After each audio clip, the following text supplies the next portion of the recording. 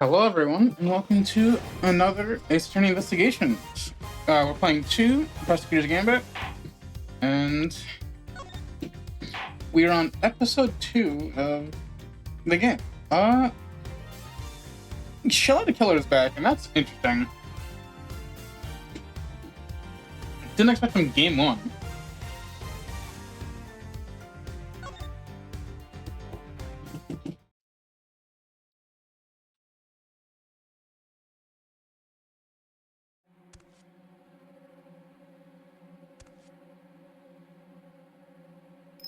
Prison.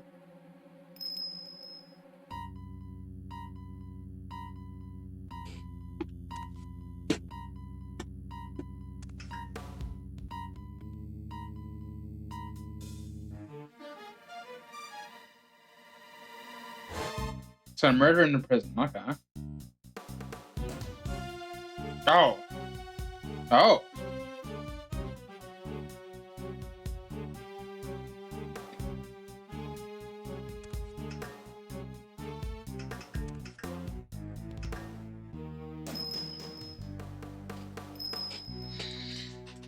Can't believe Knight died. We just saw dog?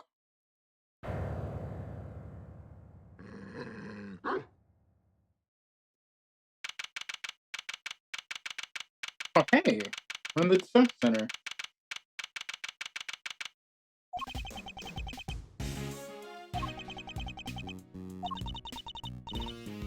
Still no sign of them, huh? Yeah. How long do they just keep us waiting? I don't know, Mr. Edgeworth. I'm sure the guard will bring him any second now. Calling it Bastion Rook. It's been 2 days since the incident at the park, and today we're paying a visit to the detention center. Our aim, of course, is to interview Bronco Knight, who has been charged with the murder. Hey, Munchlax. How you doing today?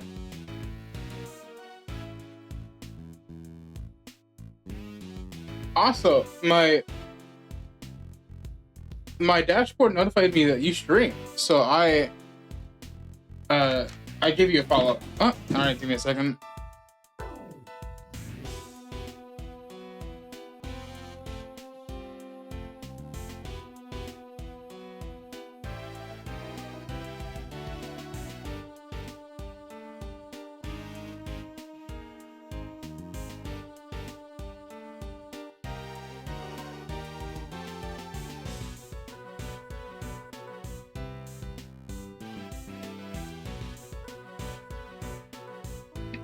What do you think are the top 3 spoken languages in the world?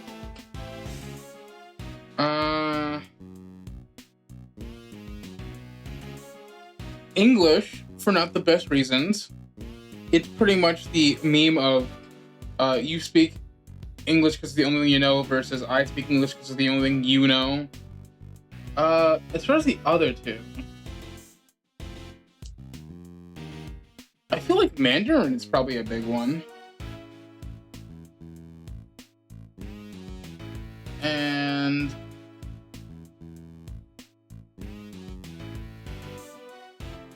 there's a bunch of similar languages that are not that close.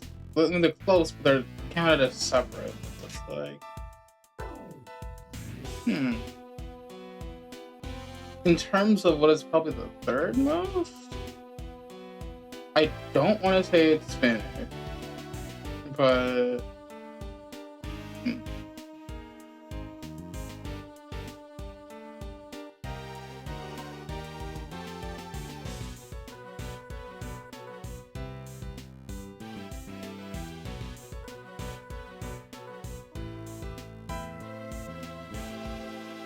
I don't really know how big the other.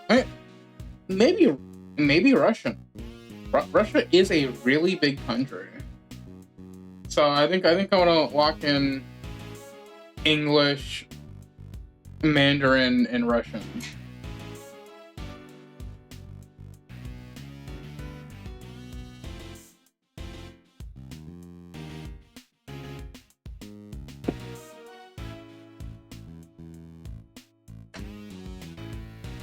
English, Chinese, and Hindi. Oh, I got 2 of them right. Interesting.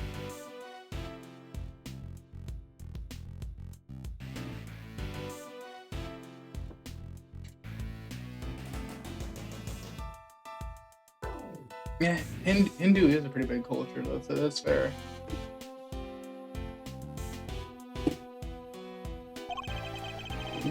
His trial is due to start tomorrow, and I am the prosecutor behind the bench.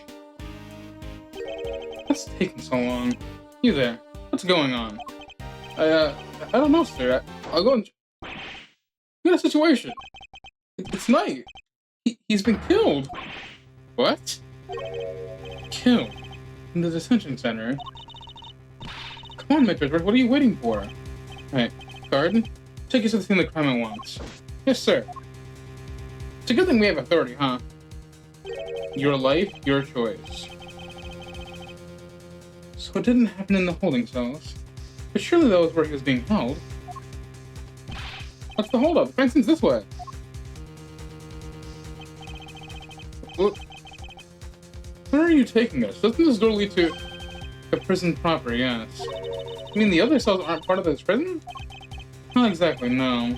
Those are the detention center's holding cells. That's where the defendants are kept while they're awaiting trial. The area beyond this door has a rather different purpose. Huh. Yeah, it's where people who are convicted serve their time. I suppose you could say it's the last place a great thief should ever want to be. Good luck, sir. Please follow me. Oh boy. We got criminal criminals here, huh? But what was he doing in here? He wasn't fully tried yet. It's not alright, but he's dead. How did this have happened? How did he wind up inside the prison proper?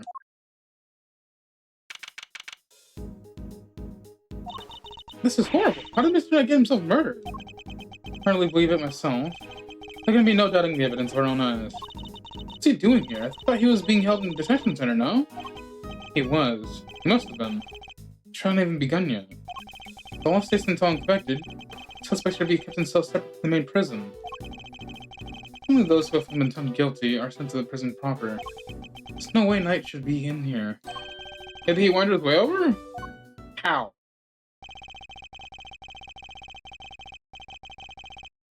The detention center and the prison are separated not only by two heavy doors, but also a lengthy corridor. It would have been a long way to wander, especially for a detainee.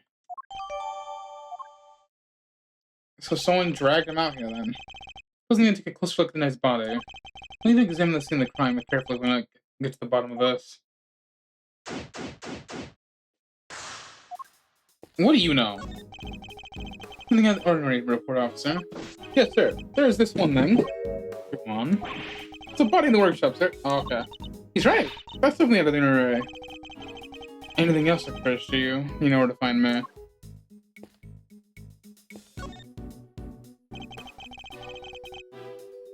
So the first thing catches my eye is the chessboard next to the body.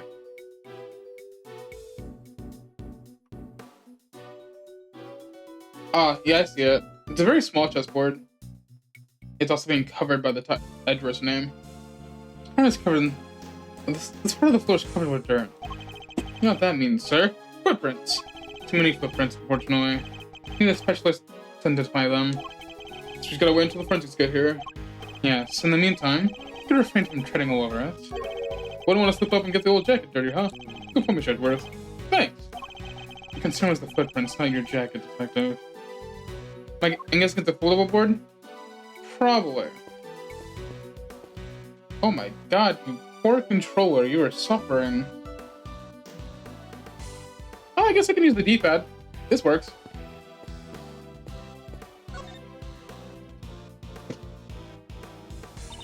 Time to expect every suspicious looking cranny.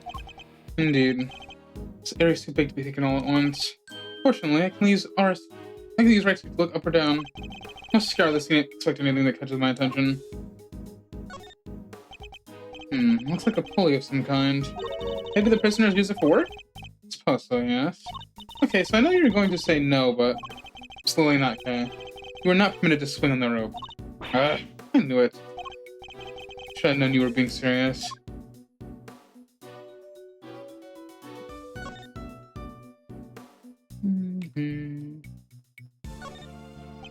These tarps are rather colorful. Colorful tarps came out of a placement like this, what are they used for? kind of see in a room like this, don't they? Certainly do. They don't look like they belong in a prison. Look, there's Whippo on the top of them.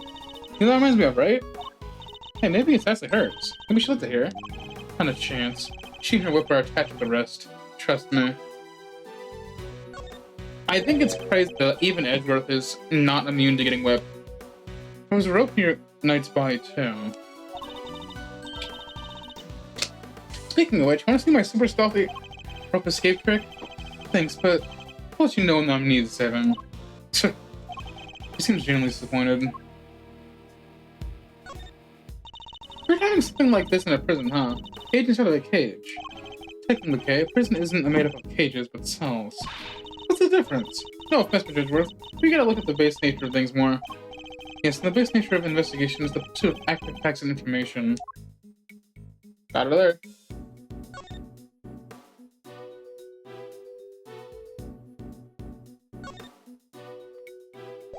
We got information at least something. Oh, yeah. Stop using your control stick. Use your D-pad. It's a thing.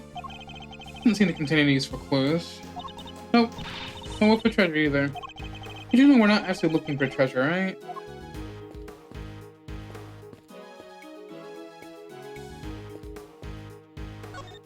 What's this all the weird equipment? Not sure. I don't see anything particularly suspicious here. Smells weird though. Kinda musky, like wet fur. Didn't know you had such a keen nose. Well, it's nothing special really, except when it comes to sniffing out treasure. Remind me to seal all my valuables right away in airtight containers. No, Mr. Edgeworth, I'm not stealing your stuff. But you would have to steal someone else's. I'm sure that's entirely reassuring. What about these bottles here? No? Okay. Bronco Knight. Till the day before his court date. Better take a closer look. Huh? Is that? I've seen one of these in your office, Mr. Edgeworth. Sure you have one, Detective. It's a pocket chess set. The victims, I imagine. Makes sense. You like chess, after all. Yeah, it would have been a great way to pass the time. Uh-huh.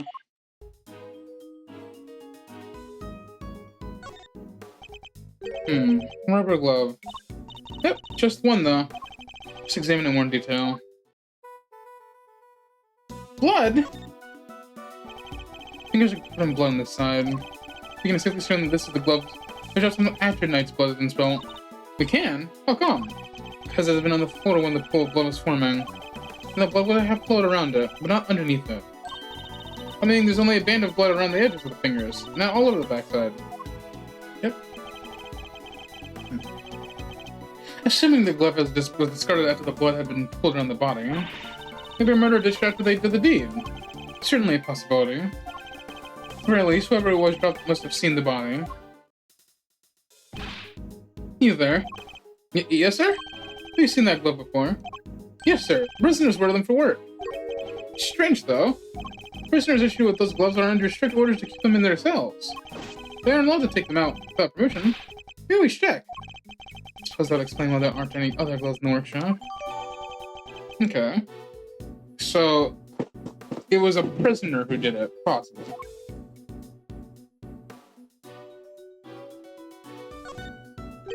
Body is partially covered by a dirt-stained tarp. There's rope on the top of it.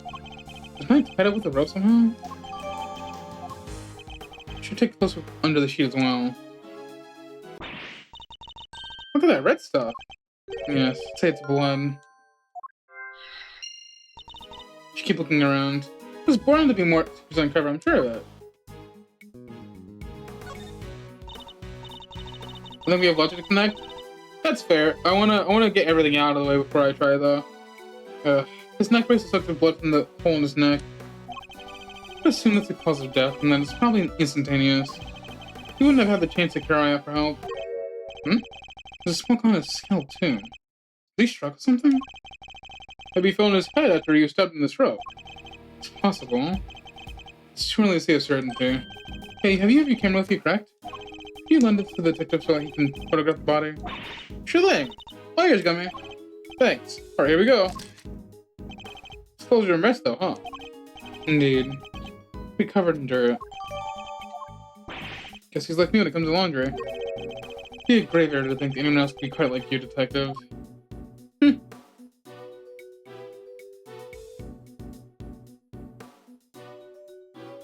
Okay, so it's just this part. There's something on his finger. Oh, there's something on his finger. Is that a ring? Be a close look, Mr. Edgeworth. It's a ring. An expensive looking one at that. I don't even think about it. What? I didn't say anything. Okay, I think that's everything.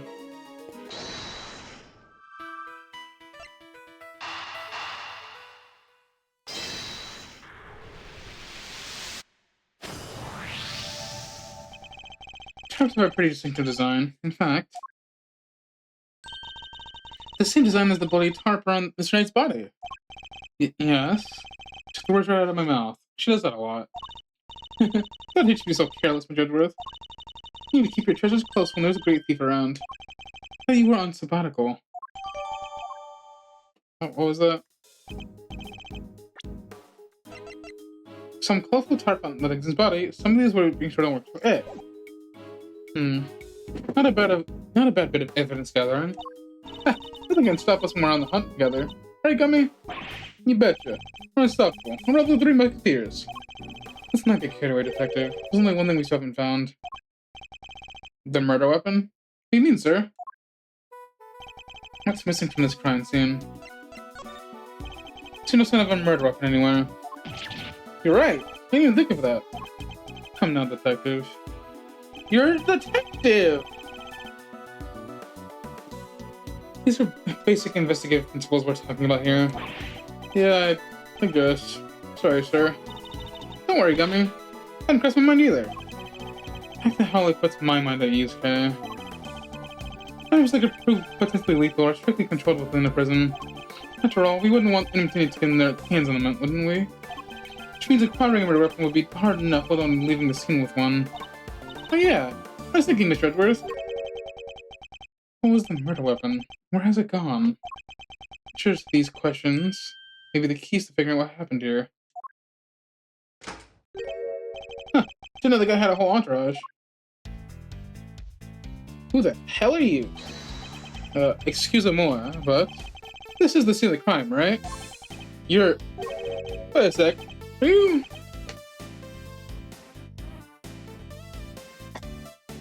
Remember when Gumshoe literally ran every red light and crashed his car to get 3 pieces of evidence to court? Yeah, well now it doesn't know what a murder weapon is. He... For someone who's been on the job for at least, at minimum, 2 years... Actually, it's more like 8 because of the whole time thing. For 8 years, right? You should at least now have some basic function. How are you fumbling 8 years of your life? Those piercing eyes, that furrowed brow, Mr. Fender. Been far too long. I know, right? Even after this time, I know deep that have a deep brow anyway. And neck square, obviously. Man trained from karma. The man, the legend. I gotta say, I didn't expect to see you here. What are you talking about, pal? This is Mr. Edgeworth. Not that old geezer. Detective, please. Edgeworth? Wow. So explains the fresh face. The joke is like Defender and his first name is Shield. Huh. So he's a defense attorney, I guess. Ah, I guess this makes a fresh face. Can't blame the guy for mixing you two up though. You're the stunning image of the old devil in his day. See, you haven't changed. How many years has it been? Man, good question. It's been counting, eh? It's been a while traveling for so long, lost track. You know how it is. But you know what I do remember? You betraying everything you were supposed to stand for. Excuse you, mind your business. Whoa, where did that come from? And who are you anyway? This is Eddie Fender.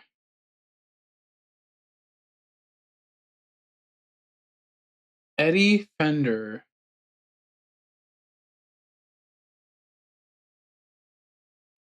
Are you supposed to be like offender? As in like you committed it? Oh, I thought his name was like Shield because it is in the Japanese version. Oh, Eddie Fender. I feel like that there's a joke being lost in translation here. Well, Eddie Fender defense. And you know, some people. You just better hope you don't have a pun name and be like isekai into this universe or something, because you got karma waiting for you.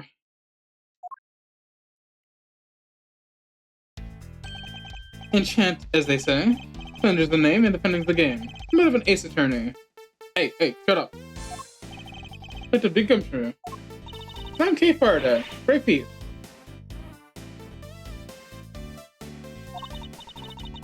I'm on sabbatical in the moment, though. Funny joke game. I sure do love, Gumshoe the Gumshoe.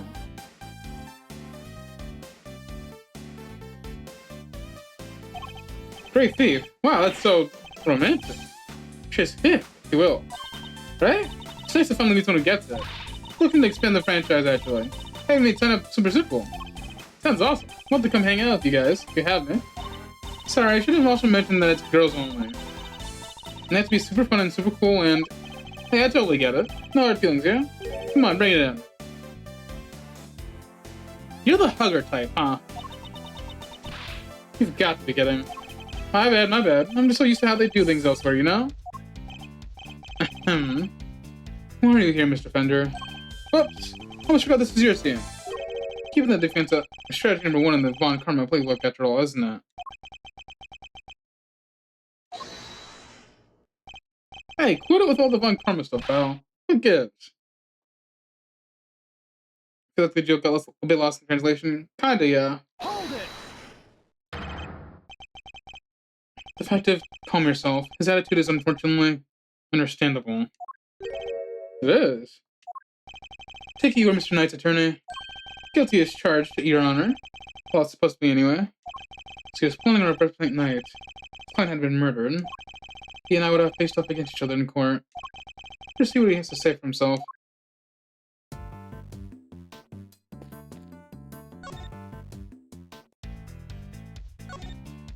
So the victim asked you to represent him? Sure did. We're supposed to have a little chat today. As was I. But a guard showed up instead and told us that his body had been found. I'm as bummed about it as you. Even brought him some weenies to cheer him up. That's cute. Mr. Fender, you know you can't bring him food into the prison. Oh yeah. Well, it's here now. Want some? We'll have ice picked up on the way he travels. Some more. No. Thank you. Fine, you do you. What are you gonna do here anyway? Don't tell me you want to hear Nightside. My Karma was always more of a convict that defended at all costs kind of guy. Didn't he teach you that? That was a long time ago. You say so. Sure you don't want any weenies? No, thank you. Have you met with your client previously? Yes, indeed, Your Honor. It was yesterday, in fact. Monster called me the minute he was arrested. He sounded really freaked out, man. Oh yeah, mentioned your little performance, too. According to him, you really made a nuisance of yourself. Not a kind word is spoken, I'm sure. Oh, sticks and stones and all that. Oh, did he not like you? Perhaps talked you into something fierce. Can't say they didn't join in the fun, though. Fun? How dare you, Mr. Fender? Lighten up, kid. I'm kind of a fixture in the visitors from here. I don't think I've ever had that much of a gas. Oh, so you come here a lot. Hey, don't get going the wrong idea, little miss. I never got the wrong side of bars. Just give me a second.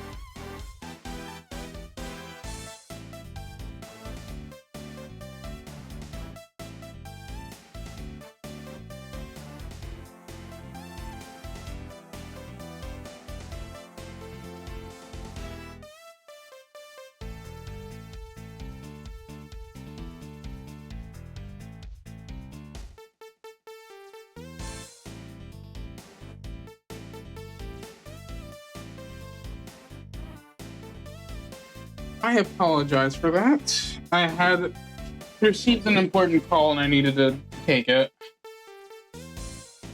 Alright. Just happen to know someone who is. The visitor's room is usually where I'm at, but this isn't my first time in a clink either. In which case, I'd ask someone who knows about this room. Tell me, what do you know about the scene in the room?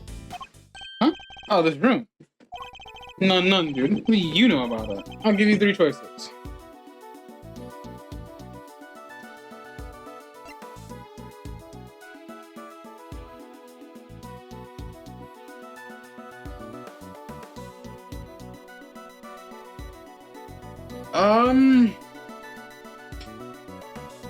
These are kind of vague, honestly.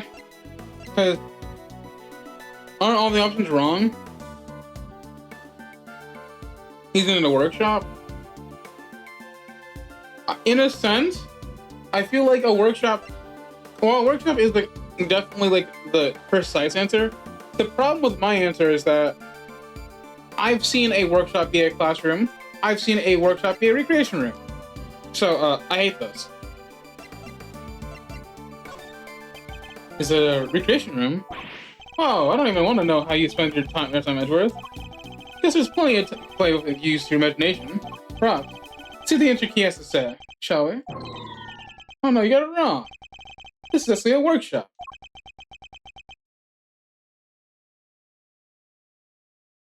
Me too, Edgeworth, me too. So all the options you gave me were wrong. How infantile. Cons come here to perform various duties. They can learn new skills too. Expect some qualifications to get back on the street. In that sense, it is also a classroom. I see. How is the access to this room controlled? Who has the key? Chill out, Edgeworth. I don't have all the answers. My man over there probably does, though. Right, compadre? Yes, sir. Workshops aren't locked with physical keys. The doors are fitted with sensors instead. What kind of sensors? Inmates are issued with a special bracelet, sir. When they walk through the workshop door, the sensor checks their bracelet. And if they're not supposed to be there, ding-ling-ling-ling, alarm sounds. If they let it ring for too long, then they get a real shock. It's a shock collar and a ID card.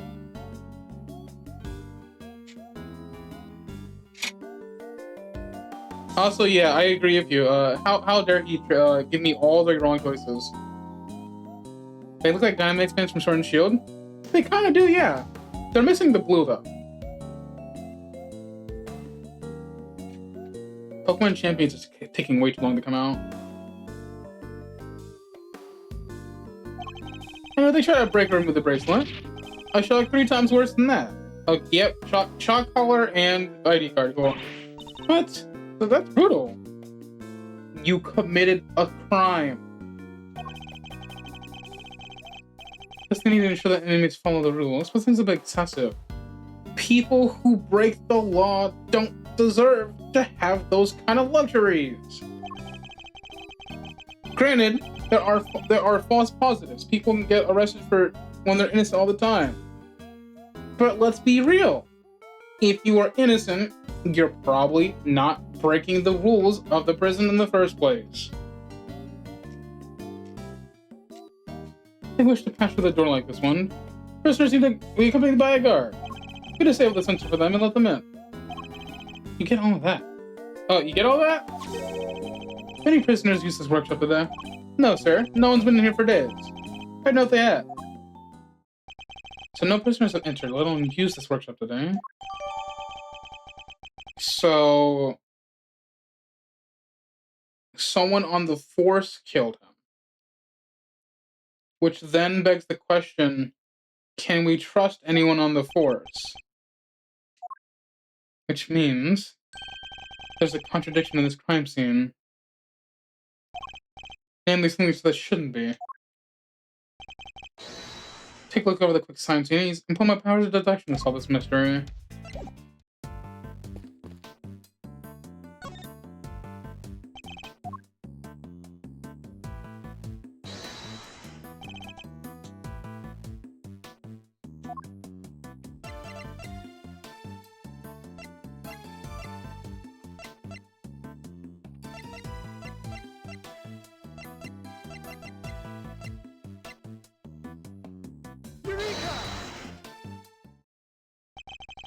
prisoners aren't able to come and go from this workshop as they please. The residents were to test their bracelets, and the alarm would sound.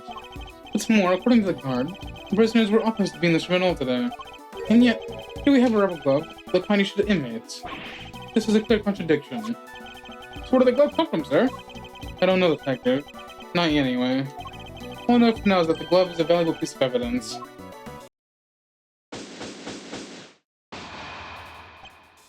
You.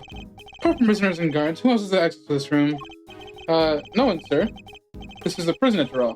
Prisoners and guards are pretty much all there is. Mr. Fender? Come on, don't play us like that, friend.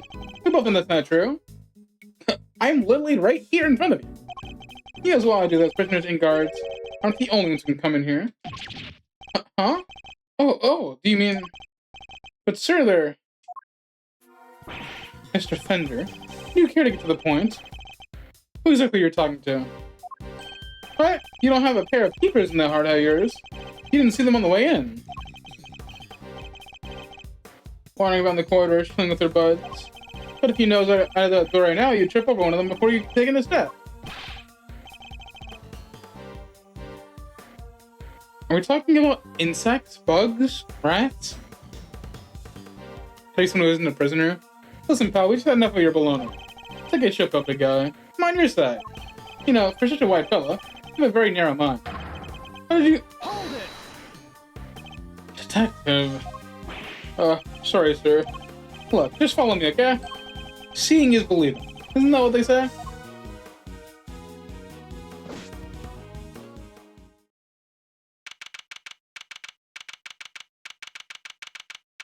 Alright, so what the hell are you talking about?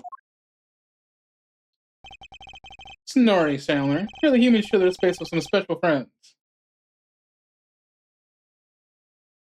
You know, I must have glossed over this the first time we were in here. Animals? Yep. Bird and feathered pillows of all shapes and sizes. Got feeling how it came about. So they did a little experiment in animal therapy a few years back. Guess what, I ever got the pig? Pigs can be messy, but they can be quite lovely animals. I feel sorry if we ever got the monkey. The contrast on a critter each, but it'll help to keep their spirits up. The horse is equally bad?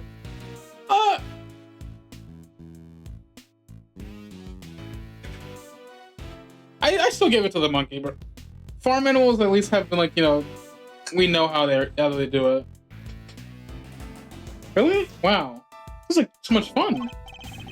Well, this inmates can even earn pet care qualifications. They go from job training with animals. Oh, that must be all the equipment in the workers for. You got it. It was specially set up specifically for that training stuff. So, you said somebody else could have been at the scene of the crime. Yeah, exactly, my guy. Talking about these guys. So we're claiming the monkey did it? Come on now. I mean, you're still just talking baloney. What did an animal do with the rubber glove? Good question. All I'm saying is it was possible. The rest of Mr. Prosecutor's problem. Mr. Edgeworth, sir, if you want me to arrest this piece of baloney, let's just say the word. Let me get this straight. Are you saying these animals can wander freely around the prison? You know the sensors and the doors. They detect the prisoner's bracelets and send the alarm when someone goes walk about. Well, for our furry friends, it's the other way around. They're fitted with microchips that open doors right up. They are. Uh-huh. They're implanted just under the skin around the shoulders. Fake needle, quick jab, and viola. What? Doesn't it hurt? Trust me, as someone who works at a barn for summer jobs when I'm off school, horses are very messy. They can also be dickheads from as far as nowhere. That's fair. I'll take your word for it. Doesn't it hurt? Nope, they don't feel a thing. That's what they tell me, anyway. That's what they tell you. Hey, where was I? Alright, so the point is, they're not the baddies here, so there's no reason to punish them. It's ironic, really. Here in this institution where humans are caged, animals are free to roam the hearts content. They're not completely free, though. They can't leave the prison proper for one thing. Let's turn that big mother door out. You see? Ah. Ooh, is that supposed to be feeding time?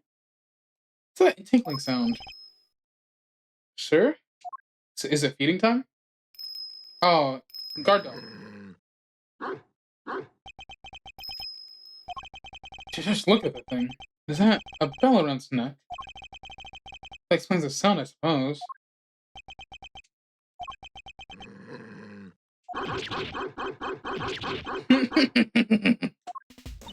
It's Edgeworth. Are you supposed to trying to tear that down? Why are you having a staring contest with a dog, bro? You used to lose to a dog. Not for nothing, but your dog hunting skills need some work. Leave it to a pro. I know how to treat him, right? Come on now, come look at me. Fight him. Fight that nigga. Aww. Man, ignored by a dog. A dog is certainly very different than the other animals. Is he the de facto leader of the group? Seem to have a real thing against me, and only me. Alrighty then. Anthony Agri, what's next? So we're gonna review some witnesses, right? Sure. Indeed. Need more information regarding what was happening around the time the body was found. Let's start with that guy. Hey, you in the cell.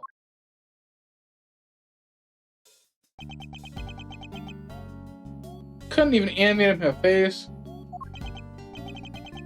Ignored again. Hello. We were wondering if you might be able to tell something about this morning's incident.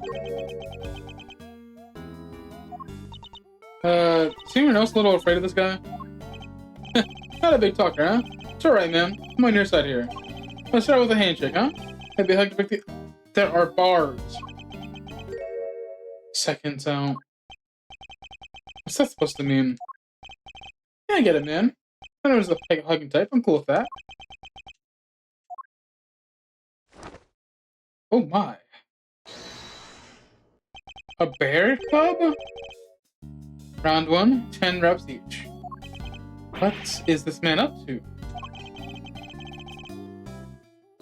Is he working out with both chains and a bear on him? Bear club on him?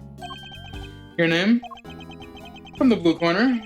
It's Rocco D259 Carseto. Carcerato.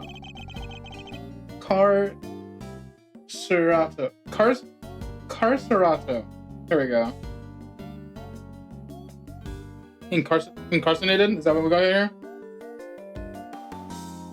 Don't mind if I keep moving you, boss. Do you, boss? Fighter can't keep his heart rate dropped, see?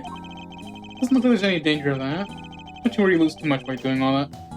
Don't you worry you lose too much weight doing all that. You gotta make weight for a fight, boss. Won't make it to the ring if you don't.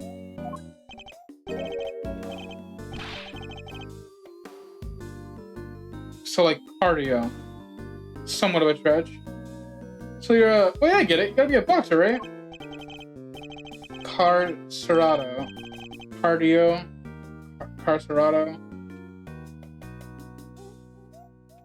And yeah, it's... Was. Back in the day. See, it's good to say fighting fit. At least that's how I see it. He's got the right idea about it. So is the bear part of your training too?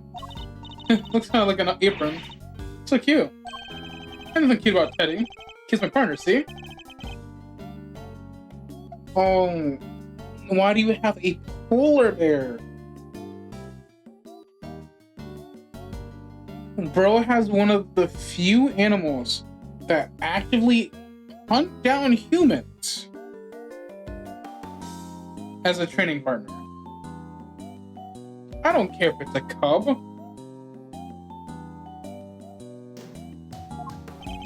Seems to have loosened up a little. That's my chance. Where were you and Teddy at the time of the incident? Come on, boss. I ain't no stoolie. I don't know nothing now. Did they judge on that? Please answer the question. You punch drunk or something, boss? I told you. I don't know zip. So you won't play ball. That's only one thing to do, huh, Mr. Edgeworth? Indeed. The more he protests his ignorance, the more certain I am he's hiding something. Alright, let's see exactly what you're doing to know, shall we, Mr. Carcerato? Mind chess, huh? And there's also an endangered animal. Also that too. Not saying he likes to say to play. He adopts a boxing stance when he's on a high alert. I guess that he won't go well if I push too hard at such moments. My plan's on the offensive. I must remain calm and bide my tongue. It's going to reveal an opening eventually. Which is when I'll pounce. First, let's see if our friend here knows anything about the incident. Start by asking him about his movements. Bring his fight to an end before he's able to hit him.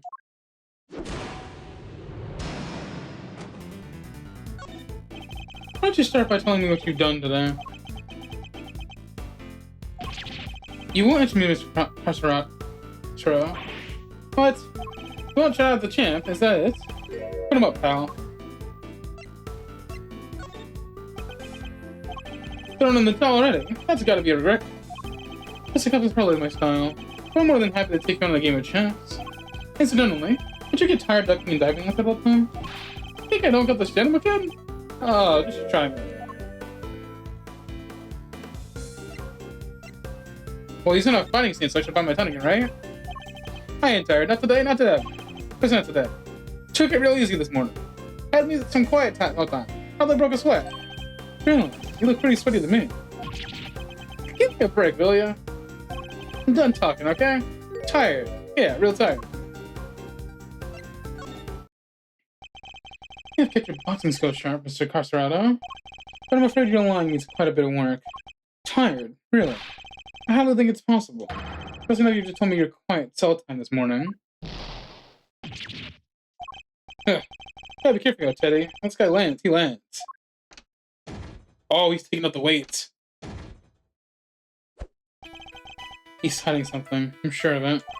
Should try asking him about what was happening at the time of this incident. Both inside and outside his shell. Won't need to use my fists in this next round. No. I'll deal with this nutcase and cheerfully choosing words alone. Did you notice anything strange around the time of the incident? What do you mean strange?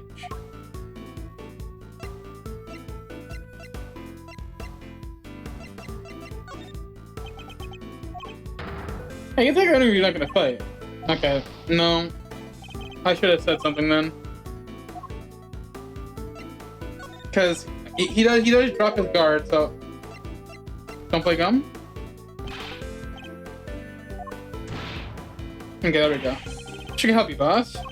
But I was asleep. We both was. I don't have a clue as to how to proceed with this line of questioning. Okay, so... From what you were doing at the time of the incident, I was, catching some Z's. Both was. Incident happened only a short while ago. You seem wide awake, all things considered. Alright, so he's offensive now, so we gotta bide our time. Fighter's gotta be able to get up quick when he's down. He needs to be his beauty sleep too. Builds muscle. That's so. Enough just for waking you. I've read that the rest is an important part of any boxing training regimen. You don't say. Mr. Prosecutor savvy when it comes to the fight game, huh? Who knew? Interesting.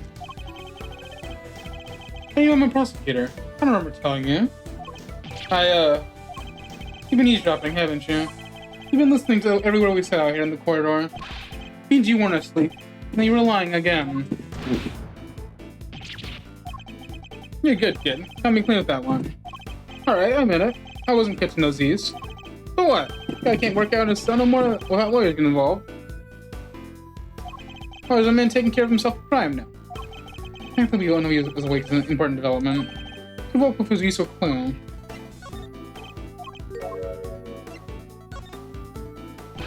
Into the question. Something was going on around the time. Shall be okay, yep.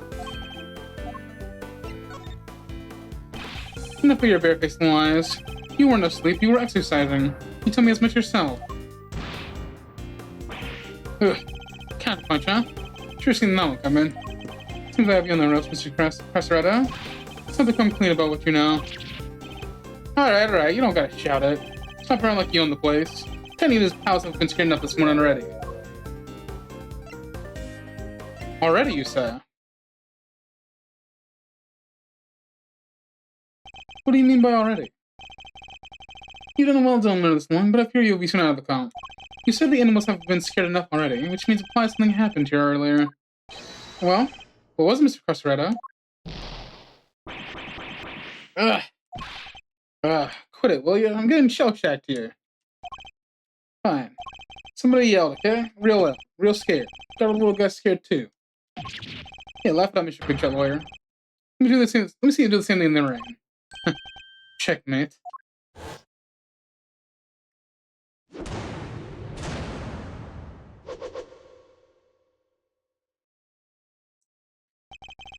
Thought he was strangled, so how did he yell? I mean, was it a strangulation? Because he was... Looks like he was stabbed, yeah. Wait a minute. Killed instantly. How was there a yell if he was stabbed and killed instantly?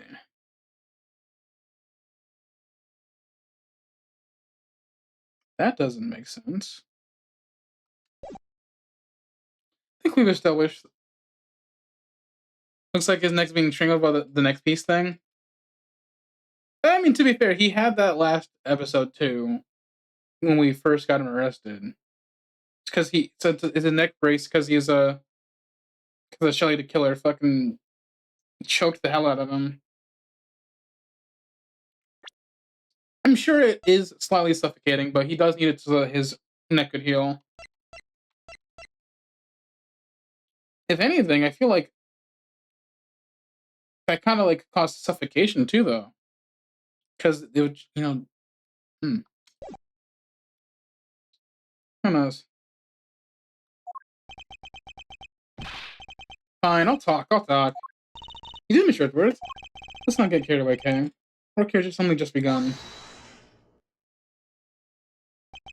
Hey, can we call it a timeout here for a sec, guys? Something big I need to say. It's like fate brought us here today in all these years, Edgeworth. What do you want? It's a real privilege watching how you work. I hope and accept that. PS special in a couple minutes. Huh. Just that you should know that I'll be telling you, who. I'll be telling who what you've become. You're gonna visit Von Karma in prison? Who know who? Keen to get the lowdown, huh? Well... Hold it! That's enough. It's nothing to do with K. Whoa, don't have a cow, man. I'm so sensitive. Report whatever you wish, whoever you wish. Just do it on someone else's time. Whatever you say, boss man. I think he should know at least. You know, how you've been living your life since you signed on to doing things the Von Karma way.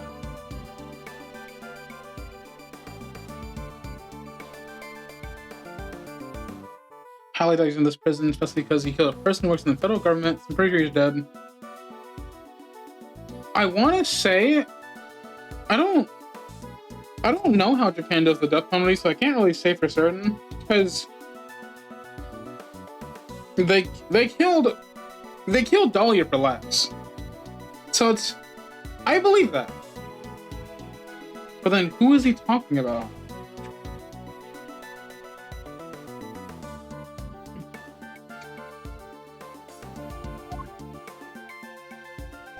After all, you just wanted him enough for one lifetime already, am I right? What's he talking about, Mr. Edgeworth? Nothing that needs to concern you, okay? Our focus should be on Mr. Costaretto. Now, shall we continue? Simply hear the truth at last. You won't lend the glove of me, kid. Oh. That was your show. Finish right around 10 a.m. Come back here after. Did me some training. At least the way as I tried to. I feel like it's to count to 2 before someone screams, "What the?" Ah! I was hollering and howling, crying for help. What can I do? I'm locked up in here, right? So I tunes it out and I get back to the work. Kinda curious if you would pay some little heed to a desperate cry for help. Like I say, boss, what can I do? Besides, this is the joint. Don't need money to think. Don't nobody thank nobody for getting involved with another concern. I mean, he's kind of right. Sticking your nose in other people's business would get you killed in prison. I hear you, brother. Best could do is rubberneck in there anyway, am I right? You mentioned training, Mr. Costaretto. Can't help but notice how well equipped your cell is. It's a guy. The fixer, they call him. What's a fixer? Fellow who can get his hands on anything you need for a price. And the guards say nothing? No way. I think you can find me out. Perhaps, Mr. Castrato, what you have to ask for is a bidding to giving better testimony. So I can promise you that you'll be down for the count in one. You, put me down. Try it, you bum. So he's probably the culprit. I'm calling it now. I hope he's not. Unless you're talking about Fender. It would be really ironic if the defense attorney was the killer. But then again, we had Monsieur.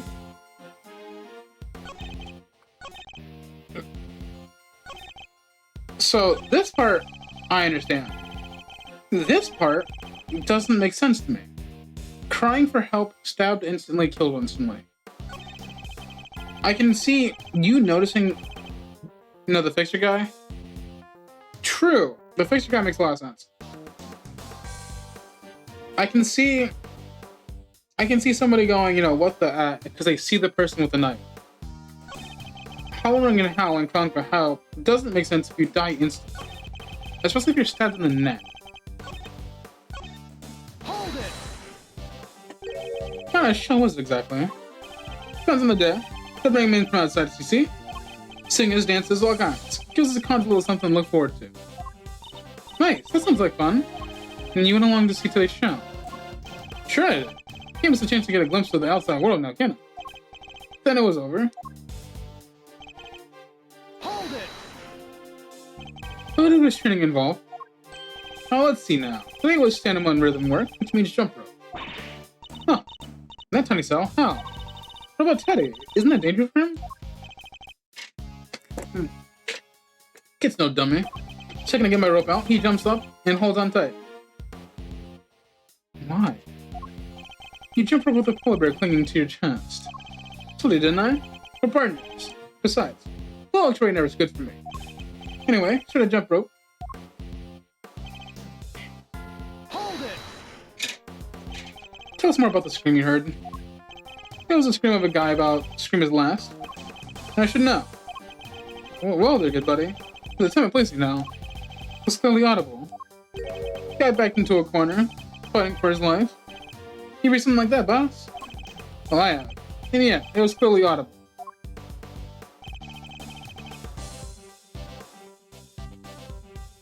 Hold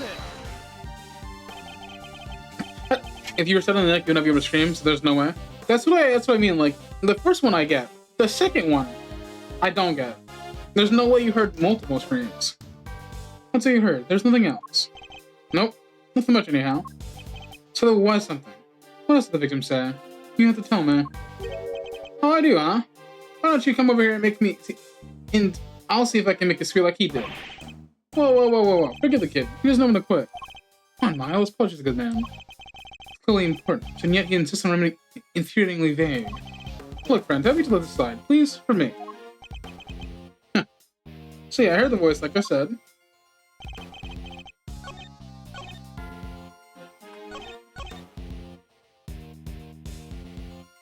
Hold it! You were able to concentrate on your training, even after hearing all that screaming. Look, if he was on the outside, maybe things would have been different. Maybe I would have seen what I could do. But this ain't the outside. I ain't got no place, even if I wanted to. You didn't think to slip out from your cell to go and take a peek. I don't think anyone else would have thought of doing this if you can. Well, this wasn't a prison. This night would have lived. Somehow I doubt it. Frankly speaking, there was no saving him. What? If someone could have just gotten to him in time. Mr. Castrado's clearly lying. What I don't understand is why. See what I can uncover by playing up the contradiction to assess money.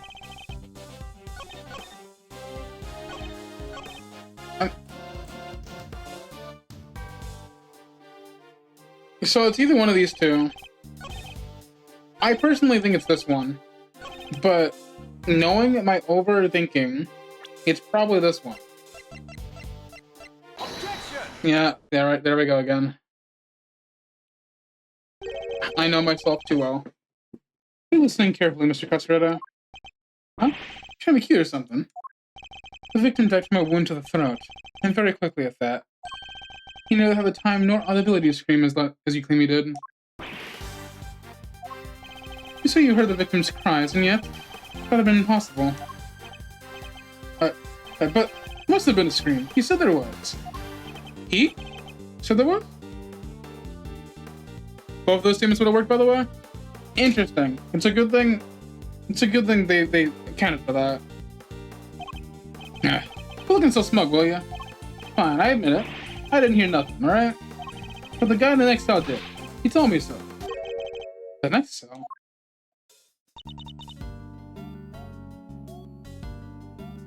Hey.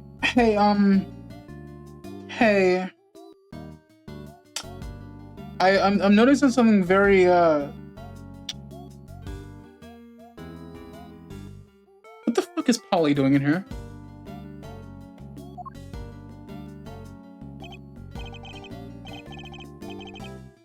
Yeah, what the hell is Polly doing in here?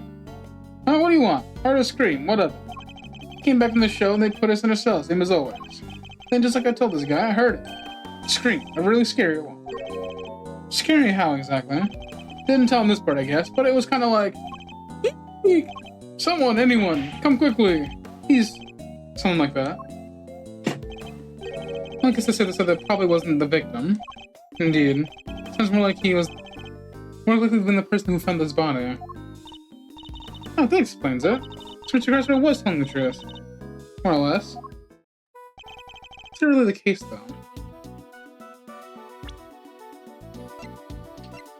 Well, if the game is bringing it up, the answer is there is a problem. Further, a new problem is reared its head. Namely, why didn't you hear this from yourself, Mr. Crusher, though? Yeah, what gives, pal? How come you didn't hear anything when your neighbor heard it clearly dead?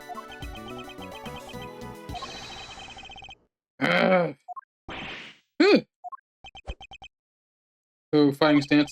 Do you think I did the crime or something, huh? I'm inside this here cell. I did it over in the workshop, in case you forgot. Well, yeah, it does seem a little weird, now that you mention it. Just go ahead and use the snooze button, because I had to go AFK earlier. He's right, neither of us could have done it. Because let me tell you, if I could get out of this cage and murder somebody, you'd all be toast. Well, we see that you belong in here. Ain't that the truth? You bums ain't leaving this place in one piece of anyone's good outfit. What is wrong with you people? I'm sure these men are hardened criminals. I won't be doing that anytime soon.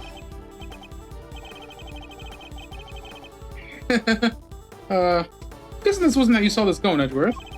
It's my next move here. Won't get much more from them in this state. Overruled? Who's there? Hello? Order in the court. Who died made you the boss of me, huh? Can't you see we're kind of busy in here? She's mugging you. Hush now. Silence is golden.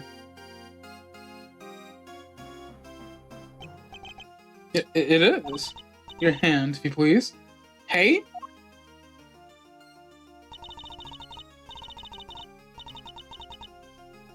For the power messes me, I hereby sentence you to blissful silence. Praise be. A simple way for life to you. No money, no possessions. May the gods of justice watch over you. Now I know it. Are you a priest or something? What's going on here? Are you a judge or a priest? Guard if you would.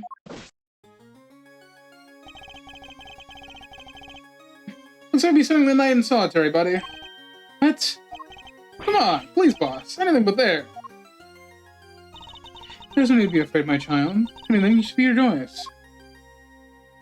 This is a blessing, and she should redeem herself. Be reborn. No, oh my god. Oh, goddess of justice, bless your child and keep him in your care. Oh, Holy One, we give thanks in your name. And you are...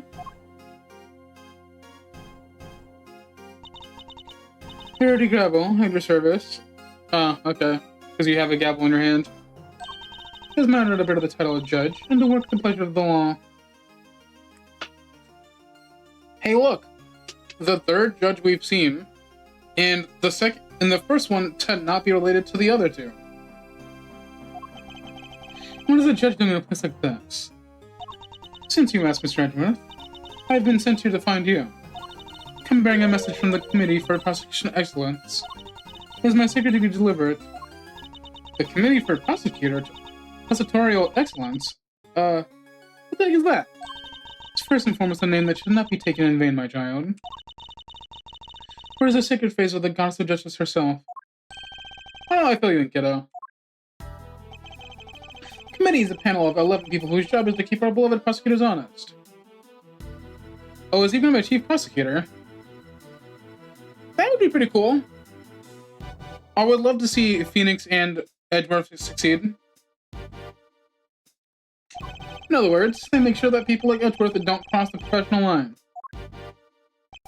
Panels comprised of people from both legal and political professions. Panel of which you are a member of, very soon. I am. I'm going to thank you on the committee's behalf for your service. Thanks for coming to see us like this. Like, speaking of myself, it's real honor to meet you. It's always good to hang out with the judicial compadre. Come on, bring it in and chillax. We're all friends here. Stop hugging people.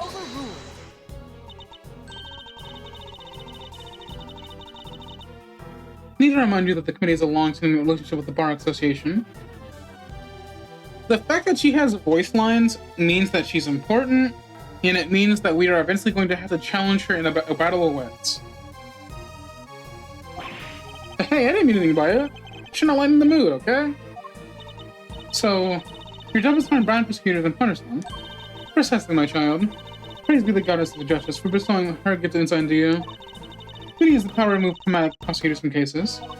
And should a prosecutor truly unworthy of the title be brought to our attention, you're vested with the power to come across that prosecutor's badge. And? What does the committee want? What does the committee for prosecutory, whatever you said, want Mr. Edgeworth? I'm an investigation here. Objection!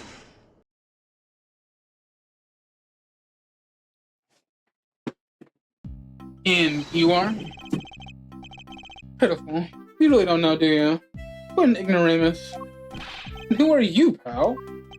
Winner. Eustace Winner. Prosecutor extraordinaire. I don't get it. But you might know me as just the Winner. The name they call me in the prosecutor's office. With great affection, I might add.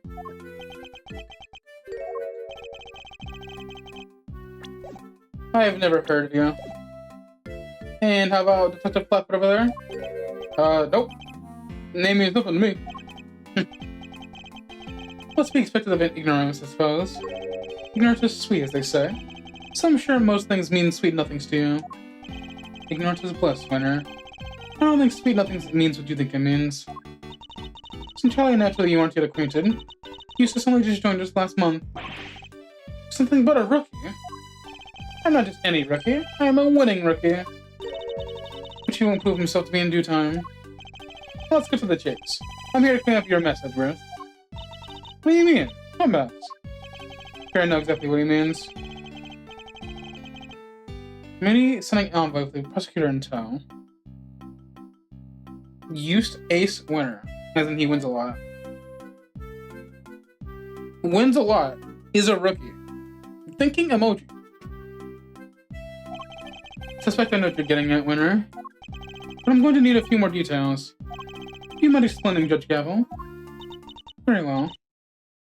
By the power invested in me by the Goddess of Justice, I hereby declare that in the matter of the incident of the presidential address and murder of Mr. Bronco Knight, the committee hereby decrees that Prosecutor Edgeworth be relieved of his duties, in the place of Prosecutor Winner. Here ends the verdict. What? This judge was off the case, just like that. Judge Gavel, I believe I asked for an explanation. No explanation is required. The guilty verdict is in. The goddess has spoken and her judgment is final. Objection! And what exactly have I done to warrant being taken off the case? Come now, Mr. Edgeworth. Claim the ignorance of your crimes will not serve you less than your guilt. You boarded the presidential plane, violating the principle of extraterritoriality, and while there, you performed an untainted investigation and subjected the visiting foreign leader to questioning. You did do that, Miss Gavel. Really? So she I knew we were gonna have that challenger eventually, but yeah, it seems she's the. You were one wrong move away from causing a major international incident. Oh my.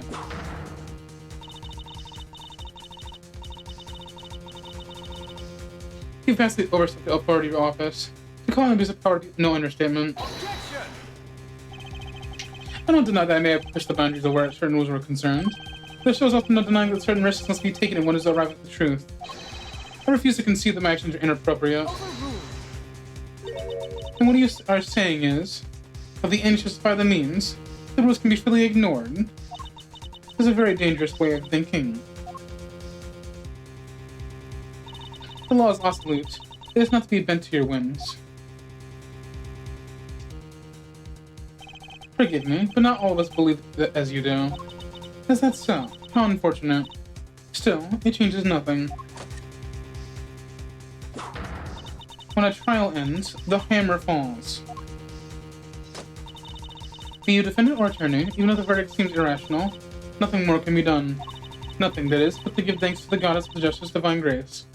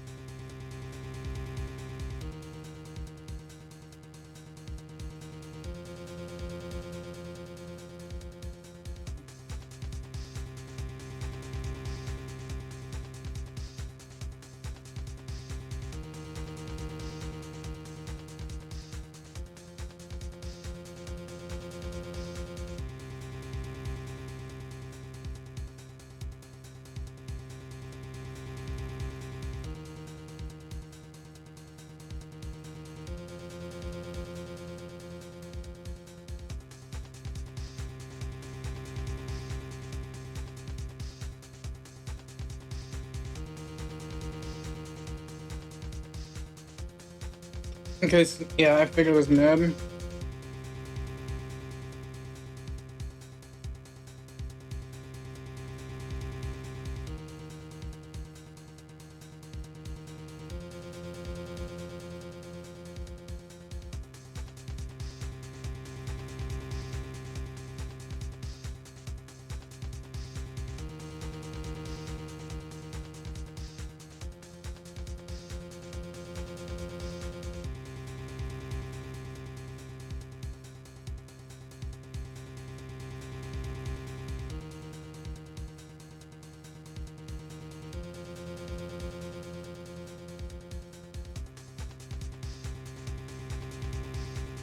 Alright, the ad should be over now.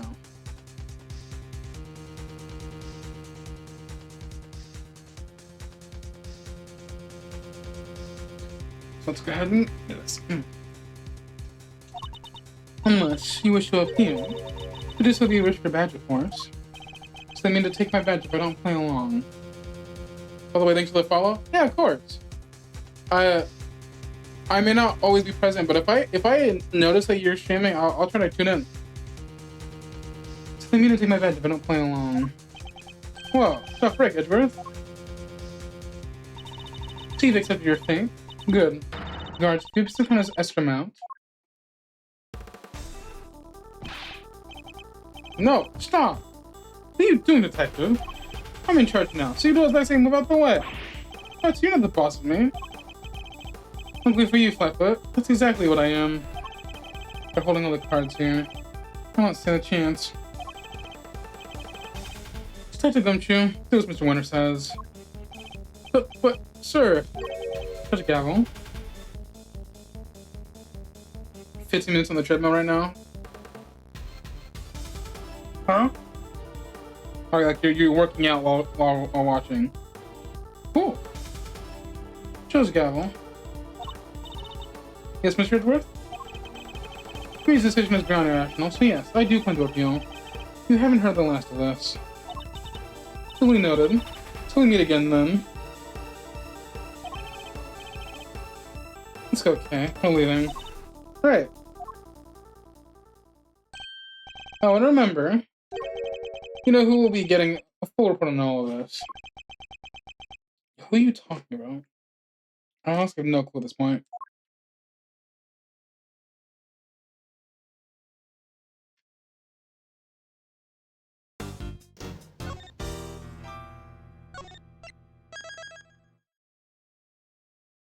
A suspect has been arrested.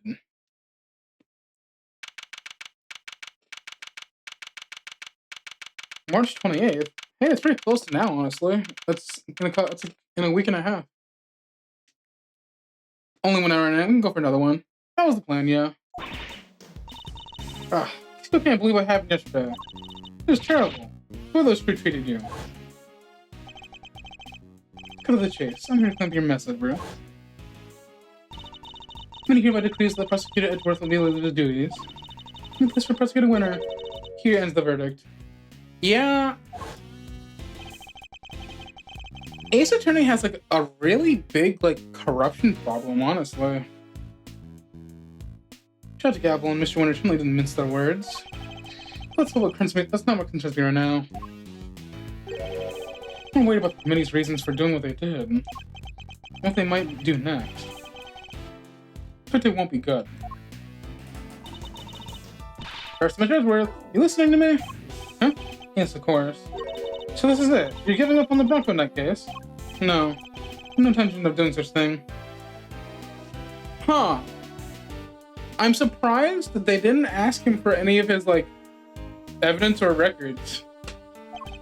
So walk away from the case and be tactfully accept the committee's decision. The problem is I don't have the authority to continue investigating.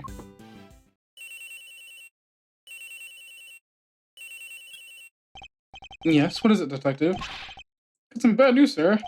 We're down the president is... They just arrested somebody for a nice murder. What? Do you know who it is? There are only 2 games in this series that can remember 1,000 Tribulations for being amazing. Another one for the exact opposite reason. But we'll get to why that is when we see the game. When we see the game. So, it's a future game. And... it's bad? It's quite unfortunate.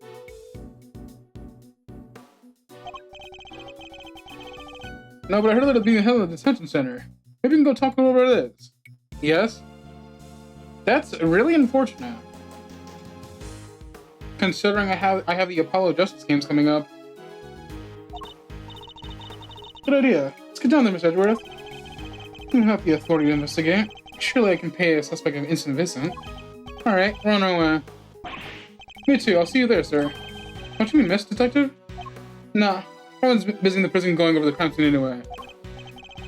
Okay, you might actually like it, but I really hate it. Fair. Good. We'll see you shortly. Yes, sir. I'm very easy to please, to be fair. Come on, Kay, let's go. Like, I can get irritated. The Mega Man Battle Network games have irritated me quite a couple of times, but I still enjoyed them. You got it.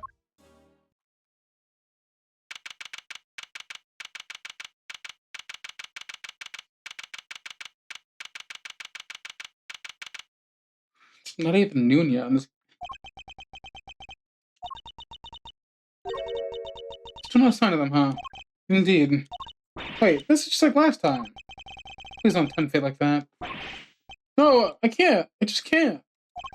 Sure you can. I told you. Just a pair of visitors. Hmm? Seems like someone really doesn't want to see us. No. Just talk with him, please. But one of them's a prosecutor, right? Are they all super scary? All they do is stare at you, right into your soul. Yeah? Yeah? If you've ever seen a front-facing Edgeworth, that man does stare into your soul. Must be the suspect in now. See, I told you. Okay. Why is this man so flustered? Probably because you're just being you. This is how you are. Thanks for clearing up absolutely nothing. Hey, Mr. Suspect, you doing okay in there? We just want to have a little chat with you. No biggie, right? Oh, he's doing that see no evil, hear no evil, speak no evil moments. Who are you? I'm Kay Faraday, Mr. Edgeworth's just a sidekick. Just a part-time gig? I'm doing while I take a break from my real job, though. Funny, I don't recall ever employing you. The next Mr. Edgeworth. He is a prosecutor, but he's not going to stare a hole into your soul or anything. Oh, please. Really? Really?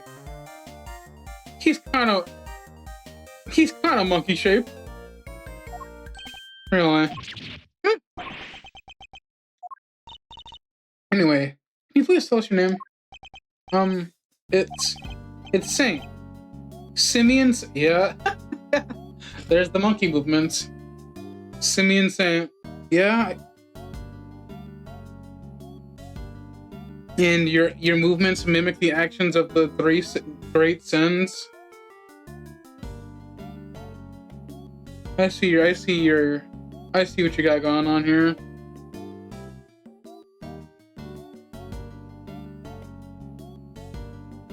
You used to dream with no evils, yeah. You know what's funny? They have a Pokemon line designed about them. Nice to meet you, Simeon. I don't really care. Everyone else does.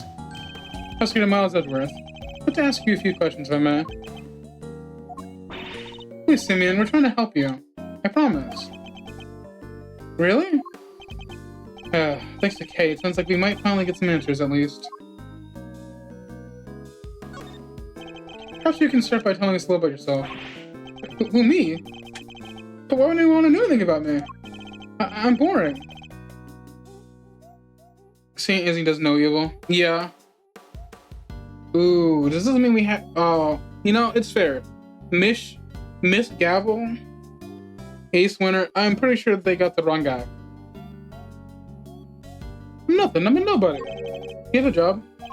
Well, it's not totally worth mentioning, really. I'm your average corporate pencil pusher. Just everyone else, honest. This is gonna take a while. What use Mr. Knight? And just when I thought we were making progress. Okay. So Simeon, you know Mr. Knight? Come on, you can tell me. The Bronco? Yeah, I knew him. We were friends. That is certainly a friend group I'm looking at there. Interesting. I wonder if he knew Knight had been arrested. And, did you know Mr. Knight had been arrested? Yeah. I even came to visit him. He came to see Mr. Knight. I wonder when that had been. When was that, Simeon? It was the day before yesterday, around lunchtime. Came as soon as I got the call from the cops. The police called him? Why? How come the police called you? Said Bronco asked them to. They needed a favor. A favor? Uh-huh. He wanted me to bring him his chess set. The pocket-sized one. So I went by his place and then I came here. A chess set. Chess set? It's just me, or she's getting better at stealing my old thoughts. You do know everything you think is written all over your face, right, Mr. Edgeworth? Yeah, I'm not a mind reader, just an expression reader. Amazing, right? Don't you just love having a sidekick useless mate? You are a lot better than Gumshoe, no offense to Gumshoe. More like you can read the script of the game, Kay. The text says this. Have you read what my next move is going to be? Sure have. Something you want to show me. Indeed. Let's present it to him and see what he has to say about it. Look at your friend's dead body. Do you mind taking a look at this, Mr. Sawhit? I didn't see anything. I didn't hear anything. Okay, hold on. So this chess set. Oh, well, that's the one I brought for Bronco. I saw that at least. We found it next to Mr. Knight. He always had to have a chessboard somewhere nearby. I'm surprised he had it with him when he Simeon, you Mr. Knight, you were very close, weren't you? Yeah. We were best friends. At least, I thought we were. But I guess I was wrong about that. What do you mean? If I knew him so well, why was it such a shock to me to find out he killed someone? It's not easy discovering someone you were close to has committed a terrible crime. It's a very bitter pill to swallow, indeed.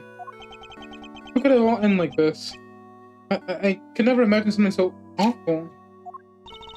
Something's not right here, Miss Edgeworth. There's just no way somebody married Mr. Knight. Yes, he certainly doesn't have the same obvious motive. Then again, he wouldn't have been arrested for no reason either. I wonder what grounds they have for doing so. Are you the fixer? Are you Mr. Fixer? Why were you arrested, Mr. Sawhit? Just don't get it. Why won't he talk to me? I don't know. Honestly, I don't. Whoa, he answered you, Mr. Edgeworth. Guess he's not scared of you anymore. Thank goodness for small miracles. The cops burst into my house this morning out of nowhere. Before I knew it, I was here. It's a policeman. Was there a prosecutor with them? Yes, some kid named the Winner or something. The rookie. Thought as much. So did they interrogate you yet? What? I'm gonna be interrogated? Oh, the cops? Well, yeah. I mean, you're arrested. You're a suspect now. No. Won't the detective shout at me and threaten me and... Oh. There are always these hulking guys, right? Who get in your face and force you to... Yeah.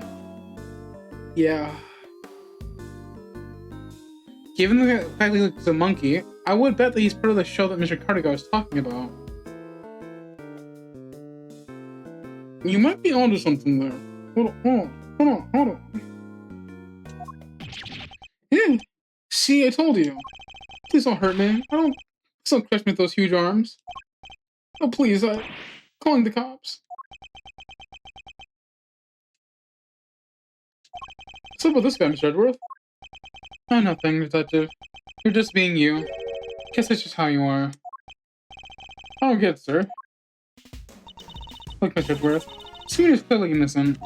So there's gotta be something we can do for him, isn't there? Mr. Sawhit? Yes? You were Mr. Knight's friend. And 2 days ago, you came to visit him. You had nothing at all to do with his murder. Is my understanding correct?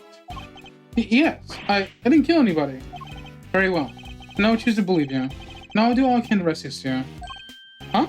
But why would you help a nobody like me? Let's just say that I may not be doing it solely for your sake. I have something of a personal interest in this case. That's right. It's payback time. We'll show those two whose investigation reigns supreme. Oh yeah. Now we're cooking. Fortunately, I still lack the authority to conduct such investigation. As such, my resources are rather limited, and I need to lean heavily on the ones I do have at hand. Which means you, Mr. Sawhit. Your information will be valuable going forward. In other words, let's see if we can't help one another out, shall we? Oh, I just thought of something. Why don't you just borrow an attorney's badge? You can represent our pal here. Now's not the time for jokes, young man. I mean, Mr. Edgeworth is prosecutor. He couldn't defend anyone if his life depended on it.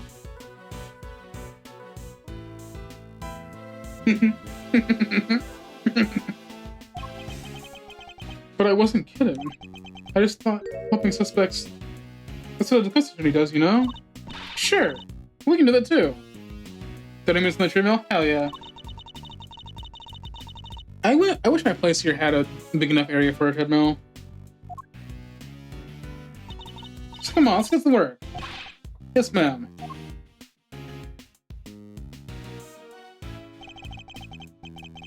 Sure you know already, but just to be clear, if our investigation ultimately proves you to be the culprit, we'll have no choice but to treat you like any other suspect. But you needn't worry. I believe you. Or at least I have decided to try. For now. Just hold tight and try to believe in us in return. If nothing else, it might help you feel a little less alone. Now, if you excuse me.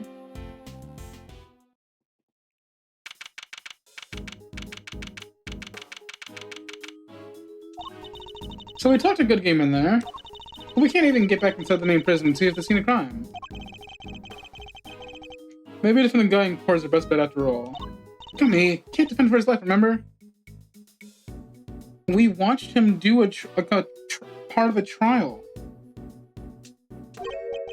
What do we have here? It isn't Edgeworth in the gang.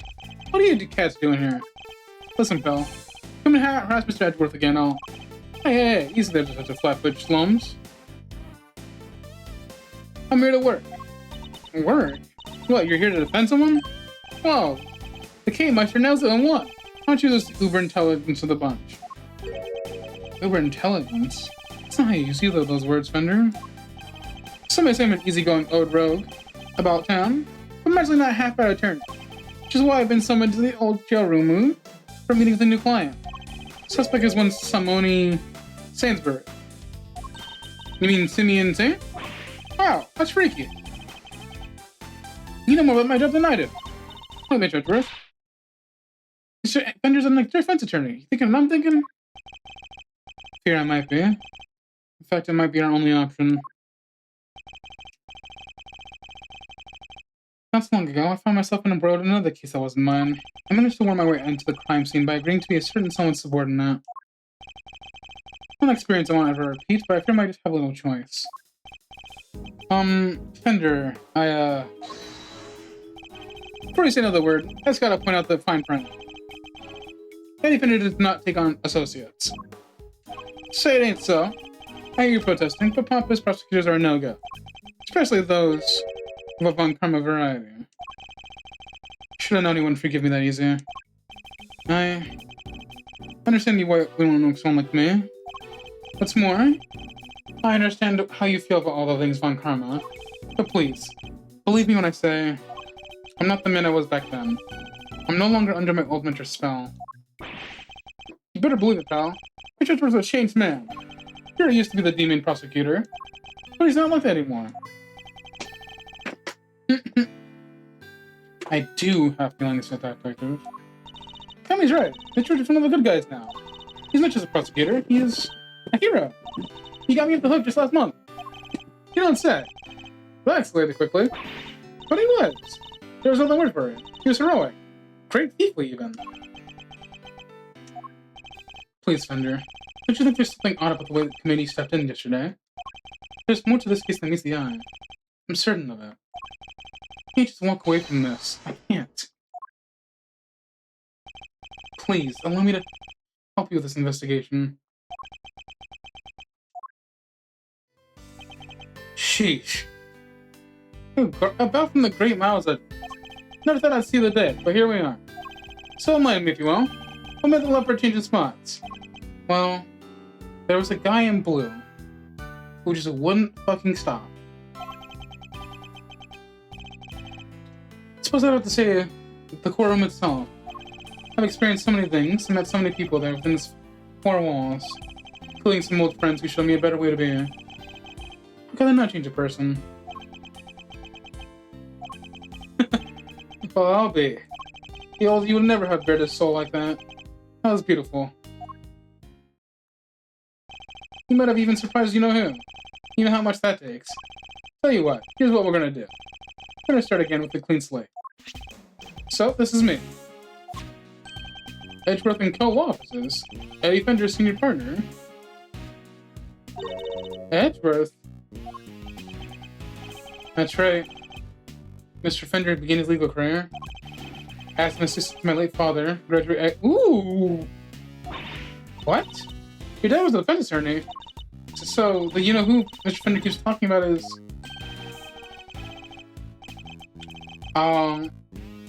It's one of those talking to the grave type things. hell of a K-Meister isn't one yet again. That's right, I was talking about his old man. Guess you all noticed they kept his name over the door, so to speak. This you could do for old Gregory, really. Listen, Edgeworth. Miles. I'm gonna level with you here. I don't trust you. Not fully, anyway. Just can't forget about all those years you spent licking Von Karma's boots, you know? Anyone can say they changed. I'm gonna need you to prove it. And besides, you know it's what Gregory would have wanted. Very well. Except... Okay, that's enough hard work for me one day. Let's move on to the fun stuff. I hereby appoint you interim associate of Edgeworth & Co. Congrats, man. I'll try not to let you down. Oh, doesn't this bring a tear to the eye? My little son coming on board to his late father's firm. Wish to come on board, too. Please, Mr. Fender. You may even have to ask, kiddo. Welcome to the crew. Ooh, thanks, Captain. Alright, guess it's gonna go to work. So, where to begin? Any better ideas, Miles? Where when we were so really interrupted?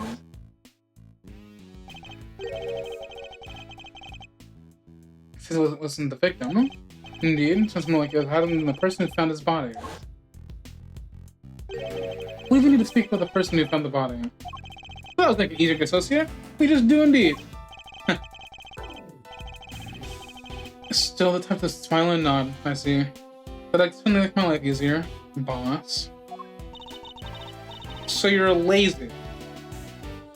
I love that. Oh, that's decided, let's get going. What about me? I'm a detective, I can't just hop on board as an attorney's assistant like you guys. Has no point. I can't just leave him adrift on his own, now can I? Detective Gumshoe, I have a special assignment for you. You were to continue investigating the case under Mr. Winter. If you happen to discover anything that seems useful, you need to notify me immediately. You uniquely path the position, detective. And when I need all the info you can pass our way.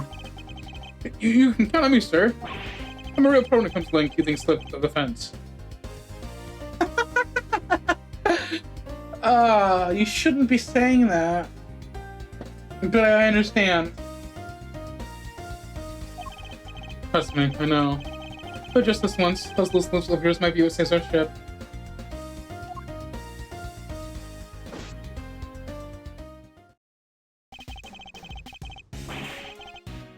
Provide the prison goods, good sirs, because here we come. Sorry, I haven't talked in a while. I'm currently cracking ice. I don't mind if you're lurking or doing whatever.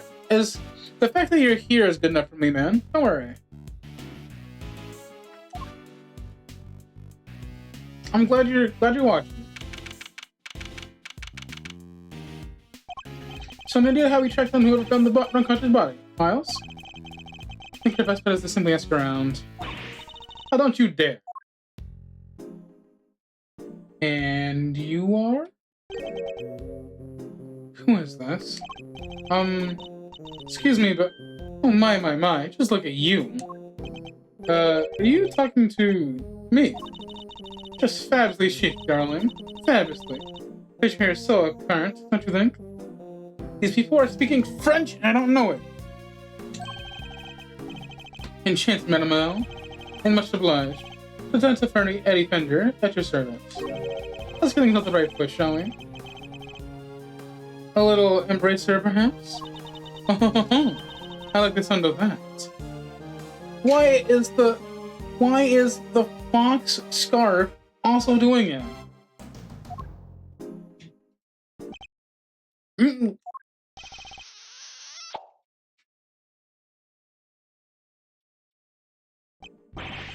Right on the kisser. Oh, so this one great new friend, A little smooches and tallies with rigor, don't you think? Wow, talk about stealing a kiss. Indeed. Nice so shameless, even puts the great thieves to shame. Physical contact is so important as a form of expression in a little family. Everyone in this lovely home will tell you as much. Are we talking prison or France? Hey, if everyone else is hip to that, I can be hip to that too. Sure. Fifi Lagarde. Fifi Lagarde. Because you're a guard. You're very funny. Clap, clap. warden of this charming abode. Let me call me Fifi, of course. So she's the warden of the entire detention center. Prison facility, is she? Pleasure to meet you, Lagarde. Miles Edgeworth. I am an associate with Mr. Fender's of practice. Hope you don't mind me asking, but... Were you here in the prison yesterday? Oh, don't be silly, darling. Of course I was. Yesterday was a very important day, after all. Important in what way, exactly? Quick meeting of some kind, perhaps? A meeting? Oh, heavens, no. Couldn't think of anything worse. My yesterday's circus came to visit.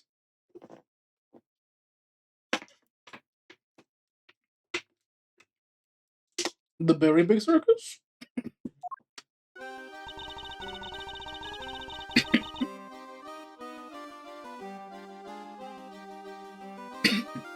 You know, seeing an elephant on that kind of ball always gets me.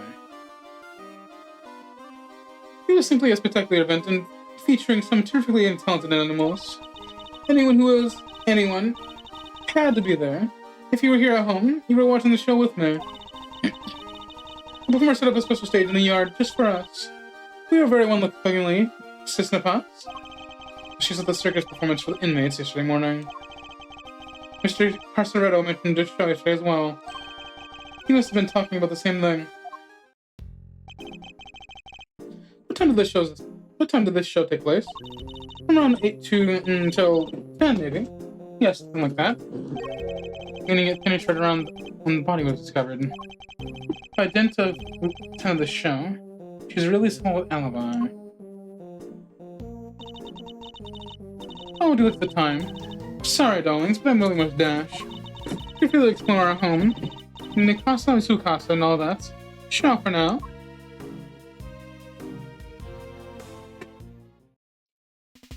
I see Mr. Worksalize is in here. Why not, Mr. Edgeworth? You? Me? Finger points at finger. Me? Points at self. Me?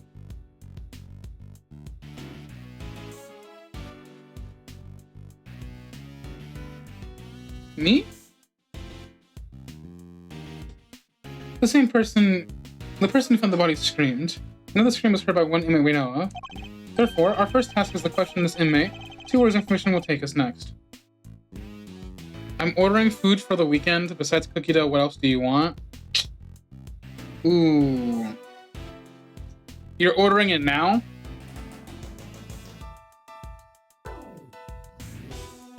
Therefore, our first task is to question this inmate and see what this information will take us next. For pickup in the morning.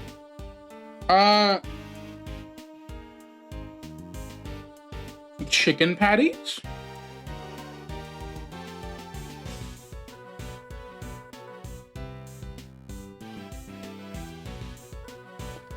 That or your chicken nuggets, either is fine. Got those in Dino Nuggies?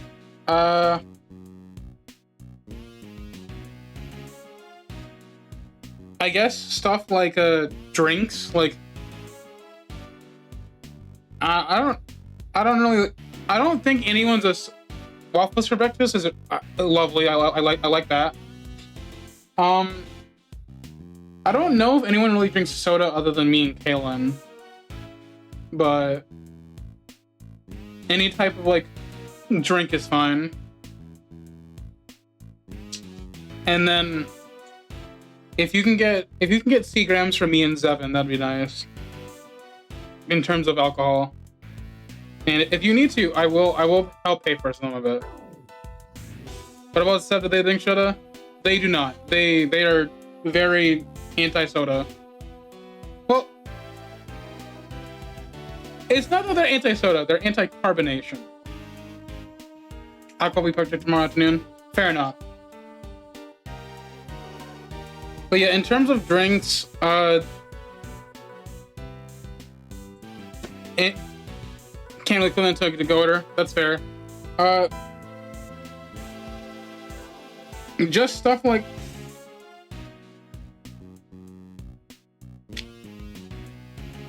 when it comes to drinks, ask the rest of the group because I'll drink pretty much anything. Dr. Penis, that's fair. Thank you. Oh, I can't talk to the bird? Disgusting. They even have ponies. It's big enough to carry a small child. Isn't that great, Mr. Edgeworth? It's like being at a zoo. But that's the humans, the animals who live in the captivity here. They wouldn't mind if I took one home with me, would they? I think they would mind, actually. They'd meant a lot. By home you mean behind bars, then no. Suppose not.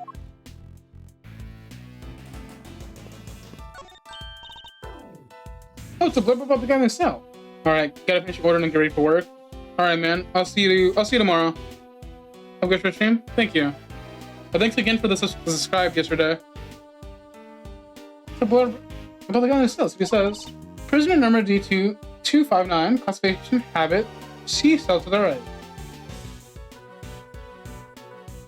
What do you mean? What do you mean by that? Not exactly helpful, is it? This grizzly fellow has a pet blue bear called Tally. He's a former boxer who loves to stay trim and is always at optimum fighting weight. He may push his body to the max, but he's only kind to himself. Omnivore. Who exactly is this information for anyway? They're treating their inmates like a zoo. That's kind of fucked. Something in here. It seems to be about the prisoner in this song. Prisoner number 258, classification Captivius Perlociosius. He may look fearsome, but this lovely fellow is actually a sweet-natured herbivore. He even has a pet penguin named Gwynedd. He's still like giving such a real gripping testimony, you swear you were at the crime scene too. The end. It's kind of the thing you might expect to read in a zoo, not a prison. That's what I'm saying.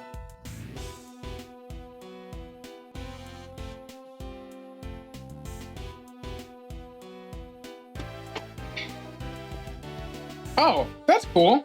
I can click with my mouse. Yeah, okay. Too bad I use controller. I wonder where this turtle leads. Don't know about you, but I'm getting some real strong vibes from there. Maybe that's where they keep the super duper dangerous prisoners. It's certainly a possibility, in which case we need to return like we can. Wait, I was only kidding, you know. Oh, this is solitary confinement. This is where they have a old boy. What if they're just a rabbit? I only tripped over it. Isn't this Mr. Edgeworth? It's like being at the zoo. It's both humans and the animals who live in captivity here. No one might put one off me, would they? Okay, same thing. Space for a drinking form. So hard to reach. You need to come up with a more user-friendly design. Or perhaps it's for the animals? Did you ever think of that, Kay? Do you have a moment? We have a few questions for you. Oh, who's a good girl? You are. You're just perfect. Surely is. She's beautiful. Ahem. Yeah. He's finally noticed me, I think. I was wondering, what's your name? It's Waggy, ma'am. She's my little friend. Yes, right. As you were then. So I need his answers, not pop-up ones. Monster Hunter made me love cat. Okay, let me. Right. I've always loved cats. Monster Hunter made me want to own a cat. This is the door to one of those workshops. Why do they have workshops in prison anyway? They're for people to train in, for when they turn to life outside world. But a dead body was found in one of them, right? So then it's not really doing a good job of helping anyone return to life, is it? I suppose. That's another reason we should aim to clear this mystery as soon as possible. Get to the crime scene for the window in this door. Edgeworth, you can't just shove your whole face in the front of the window like that. Let's do it more sneaky-like. Steal a good few looks while keeping a look up for your enemies. I am not a criminal, Kay. Why should I have to behave like one? Yeesh, I was just trying to teach you my special sneak peek technique. Well, I have no need for such a technique, thank you very much. The monkey's chain! The monkey's fist! The monkey! The guards here are amazing at security.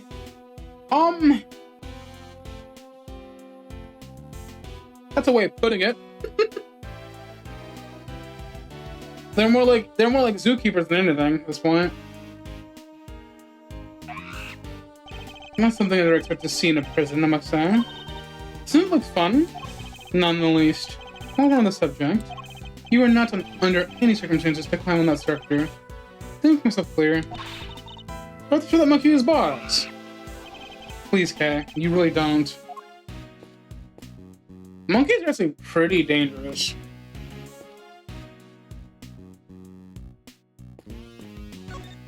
This bench has seen better days. Covered in rust. Yeah, only cats would dare take a nap on there. Maybe got me. Sure, you may be right.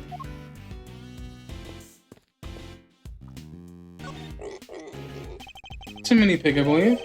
Not for eating, I hope. Isn't this great, Mr. Edgeworth? Okay, same thing.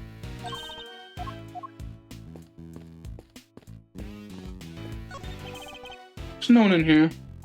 They took him to solitary, remember? Wonder when he'll be back. Maybe a while. I have a feeling he was in pretty serious trouble. Poor guy. You see the tears in his eyes? He really didn't want to go. Yes, the way how they literally dragged him away was certainly unusual for a simple timeout. Usually, solitary is like an entire day. Started to think what kind of country he's having right now. Let me talk to Polly. I think it's nice that Polly got a better life, I would say. Right on the kisser. She seems to have given you quite a shock. Why is that, I thought you were men of the world. Yeah, well, I'm both thinking high for a hug. But going for a trip for a kiss? Pull your boots, am I right? Pull me a little before you pucker up. That's all I ask. Well, I never would have pegged you for the shy type. That's not the issue, I think, okay? Listen, Miles, I've been meaning to ask. Is that a friend of yours going to sit down? An assistant with a permanent scowl on his face is bad for business, you know? I don't see any reason why an assistant attorney needs to have a smile. And that's how I know you've never worked in a private practice. It's all about building trust, man. You gotta create rapport with your clients. A smile here, a wink there, hook to break the ice, and a card's pretty legit. Otherwise, they'll never open up. Yes, well, each their own, Fender. I'll give it to you straight. Running the biz was tough at first. I mean, Gregory Edgeworth, man. Those are some pretty big shoes to fill. I see. What cases does the firm take on? Might be better asking what we don't. We do murders, parking fines, the whole 9 yards. Our basic principle is this. Everyone deserves a defense. Fair. So you never refuse a request? Well, let's say I have certain preferences in the clients I work with. But didn't you say everyone deserves a defense? I'm just messing with you, little sis. Of course we treat all our clients the same. I mean, Gregory's name is still above the door. He'll live to his ideas, you know? He has the same body structure as Polino in the last game. And that means always doing my best for everyone. Petrus Co. The firm my father built, huh? A little bit of lore. Alright. Not for the real meat of things. For the person who found the body. Do you happen to know where he is right now? Should be one in the workshop, I guess. Should be one in the workshop, I guess. Usually it's this hour. And it seems the workshop's a nice protocol.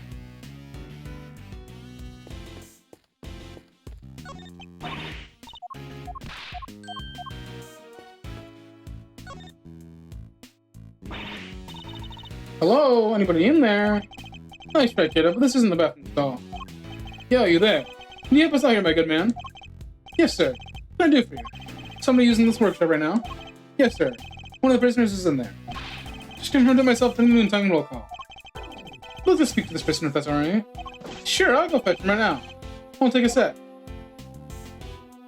Great Scott, he's dead. This one's all yours, Miles, boy. What? Why? Let's just say I'd rather not roll the dice than someone I don't know, yeah? Huh. I thought those rolls must be strong and brave. Well, you're not looking so brave yourself right now, so let's call it even. Here they come.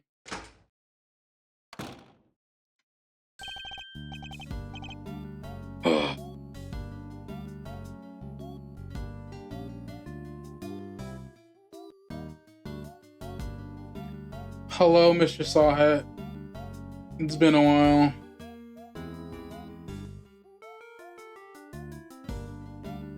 It's been about, what, 2 years since the events of the first game?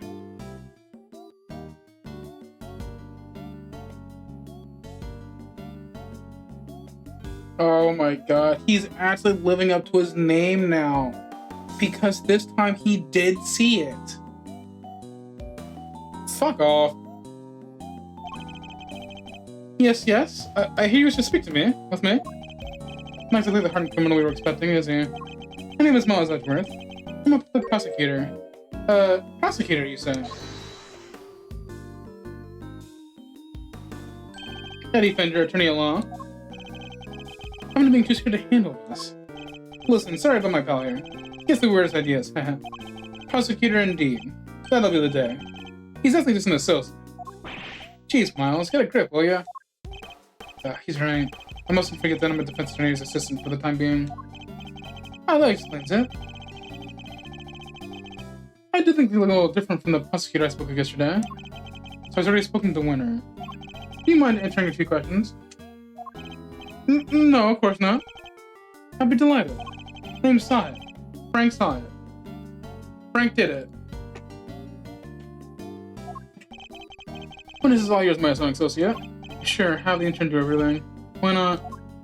Mr. Sawhit, you were not aware of the murder that took place yesterday.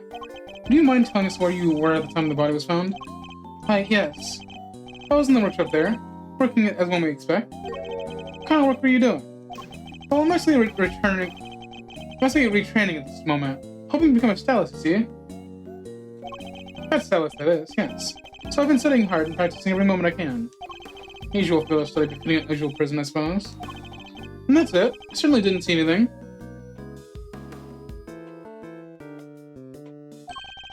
Interesting. I barely asked him anything at all. He's already sweating bullets. So, yes, I'm afraid I won't be able to help you. Sorry. Hold it! No, I'm the one who's sorry, Mr. Sawhit. First interview has just begun. Well, I mean, even if you were to ask me, you know something, don't you? That's it. He's definitely hiding something. I'll need to push him a little harder if I get any answers. Mind chess already? First step is to analyze the situation. Take a look at our opponent. Didn't see anything. I really can't help you, I'm afraid. Something tells me he'd be a good poker player. Try to tell much falls from his face.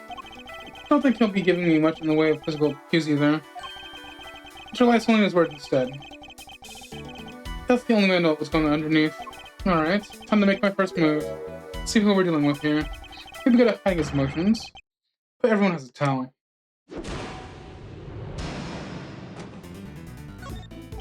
Tell me, what's your connection to this incident? Which incident? The murder? Oh well, that's nothing to do with me, nothing. Really. I wouldn't dream of getting involved with anything as ghastly as that. You see, how can I put this? I like to think of myself as an upstanding citizen. Good person, if you will. Forgive me, Mr. Sawhit, but under normal circumstances, good people do not tend to end up in prison. So you do well to tell me what you know about the incident. How many times do I have to tell you people? I mean, I don't know anything, I swear. Surely you've noticed, Mr. Sawhit. I have you exactly where I want you. No. I mean, he looked agitated there for a second, so I thought he got it there.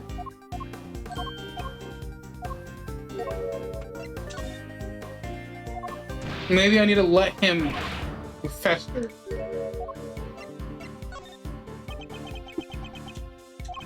Sorry, I don't know what more to say, but I can't help. My apologies, Mr. Sawhit.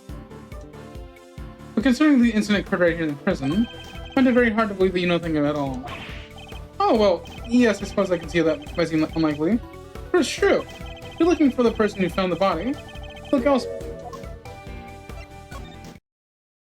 Why do you think I'm looking for the person who found the body? Certainly never mentioned any such thing to you. It's because you know something you're not telling me after all. No, I just sense that's what you may be looking for, that's all. Something that pets us in training. I don't know anything, truly. No doubt about it now. This man is hiding something big. In which case, let's find out what he did yesterday. The day of the incident. One is very good at hiding his true feelings, but not for long. Turn this mask of his, and see what lurks behind that phony smile. Tell me about the day of the incident. If you really don't have anything to do with murder, then you have nothing to hide, right? Well, the day of the incident... Oh gosh, I mean, so much happened.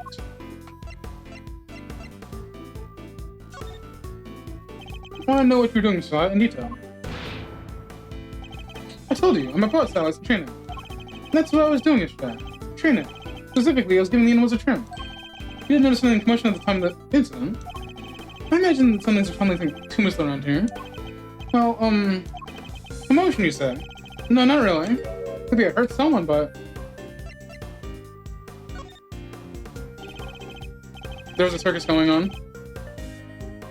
You hurt someone? Was it someone screaming by any chance? Don't tell me you don't remember. Continue to assert you know nothing about this, Mr Sawhit. Well, I don't believe a word of it. The music didn't change, so I think oh, no, I got it right. Okay, cool. Gah!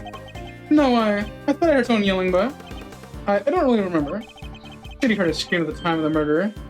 May prove to be a useful clue. I do have to bear it in mind. I also think you should have heard of the circus next door. That's fair. Well, okay. Incident. What was it like here in the prison yesterday morning? I don't remember. I don't have the best memory, I'm afraid. I have to put my clue. You don't remember? Please. You literally just confirmed that you heard a scream. Oh, but I may have been mistaken. Truth is, I really don't remember. Memory fails yet again. How convenient. But I know you're lying, Mr. Sawhit. How dare you talk to me like... I mean, I'm not lying. Look, if you must know, when I'm working with animals and I get into the zone, they're all I see. I might understand you have something of a talent for animal grooming them. Well, my scissor technique could use a little work, but I'd say I'm quite good with the animals. They seem to like me. I'm especially good at calming them down when they get scared. Scared? And when exactly do they get scared? Actually, it doesn't happen very often. Oh, well, that's... No, thankfully it doesn't. Scream would certainly frighten them. Well, the scream would certainly frighten the animals, wouldn't it?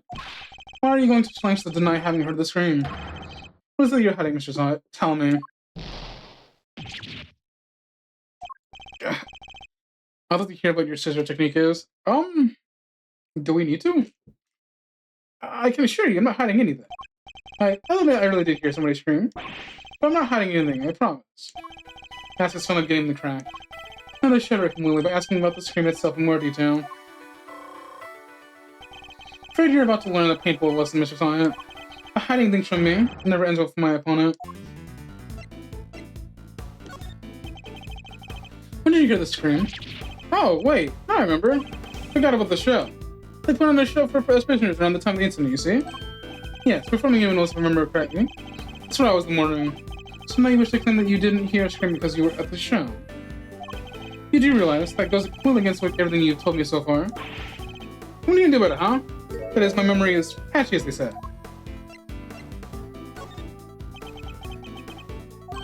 Animals should really be believed. It's gotta be seen to be believed. It did, didn't it? Tell me, what kind of animals do you see? Let me think. A whale? Not for your lies. You were nowhere at the show, were you? God. Well, I seem to remember being there, but maybe I was, maybe I wasn't. He's still the same wishy-washy person. He's acting like he was in places he wasn't. Wow, this is just like... This is... one-to-one to who he was, huh? It's clear Mr. Sawhit wasn't at the show. This was like quite a clue. Who did you hear screaming? Oh wait, I just realized I made a mistake. When the incident happened, I was out in the yard. Yes. So, I didn't hear anyone screaming, none at all. How long were you planning to keep up lies? I already know that you weren't at the show. Gah. The game's up, Mr. Sawhit. It's high time you told me the truth. I'm going to know about the scream now. I can't tell you what I don't know. I didn't hear any scream. Not from the person who found the body.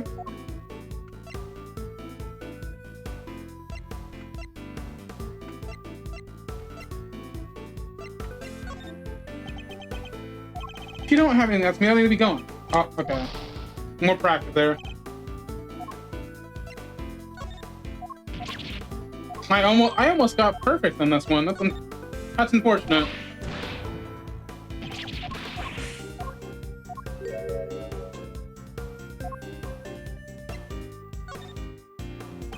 How curious.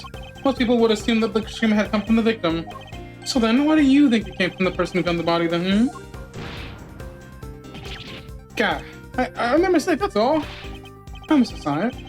How did you know it was the person who found the body who screamed?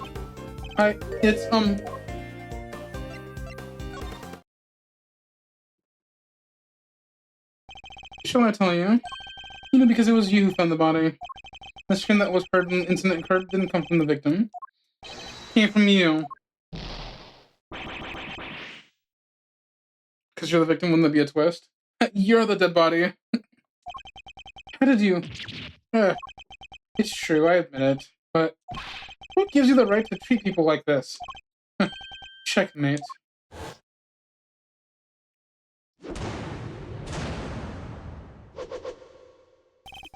I know we established you were the one who found the body, Mr. Sawhit. I believe you have lost any standing you might have with the whole corporation. Alright, you win. But I'm sure I won't have any needs to tell you. That isn't even worth your time. It's not for you to decide. In my hand, the truth will be revealed. Every decision I make is then sure that end. Except, that's not exactly what we're here to do, is it? What do you mean? We're not trying to sort the truth, we're trying to save Simeon. So we do now, remember? We worked together to find out of trouble. I was prosecuted by the defense attorney, just insistent.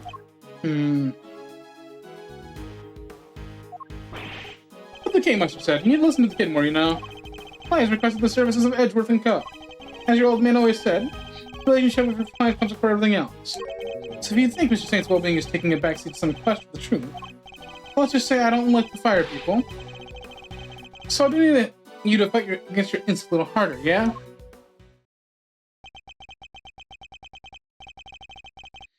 This will take some getting used to. You've literally done it. Not too long ago. In any case, the importance of this man's testimony remains unchanged. Therefore, Mr. Sawhit, I'm asking once more. What happened when you found the body?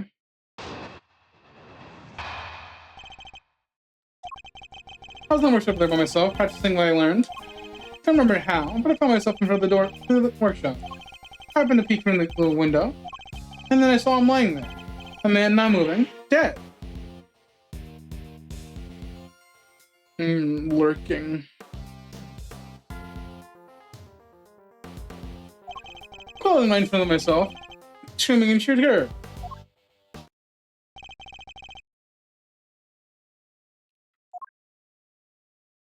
The room you were in is next to the one where the corpse is found. Yes, that's right. How's the workshop be? You were in the whole day. Yes. From 7 a.m. roll call onwards. There are 3 roll calls a day, you see. 7 a.m., noon, and 9 p.m. And they check on who's in the workshop during the roll call, correct? That's right. I think it was reported to be a missed 7 a.m., which means that the knight's body wasn't in the workshop yet at the point in time.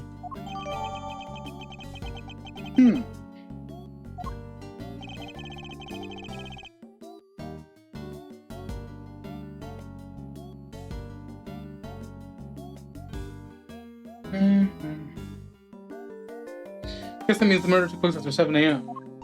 Which puts it right around the time the show was happening. Oh yes, the show. How many of the other prisoners were going to see it? And therefore anybody who wasn't at the show has no alibi. Could that be a fair assessment, Mr. Sawhit? I guess so, but I only found the body, I swear. Oh no.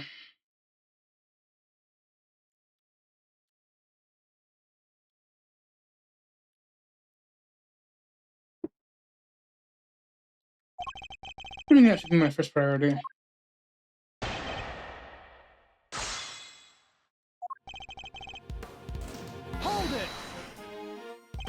exactly were you practicing?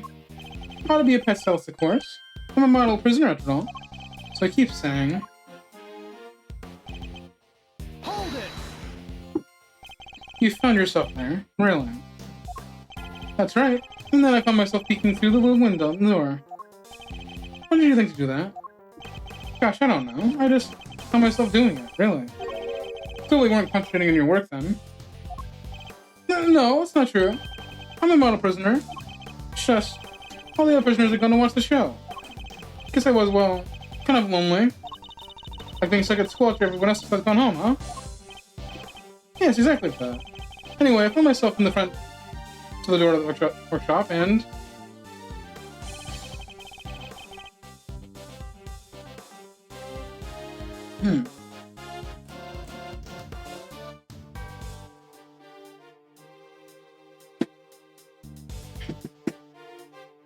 You know, watching you do that command has given me an idea.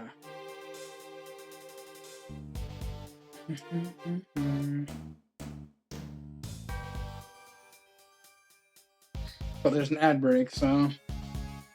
Let me just jot that down.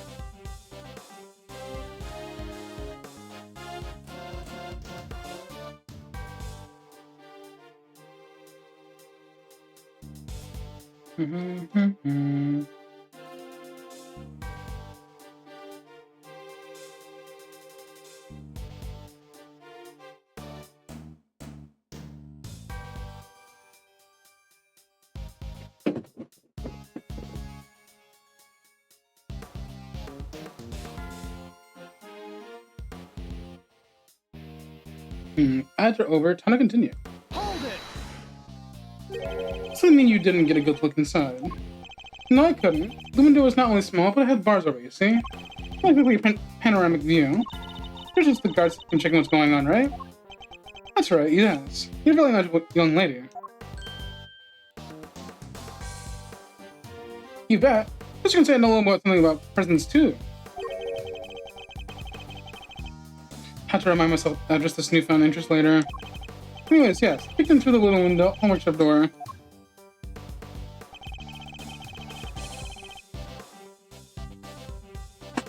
Saw him cleaning lightly there, and moving out doing dead. Hold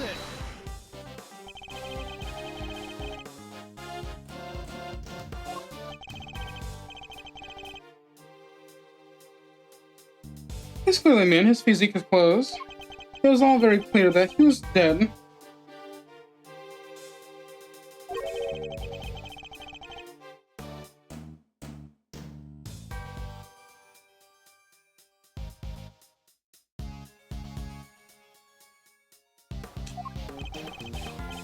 Look, let's just say this wasn't my first dead body. Yeah, no.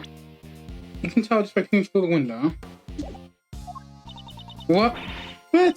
You mean you're in prison for my eternal shame? Yes. This was, however, the first time I had seen another person any work up close, so...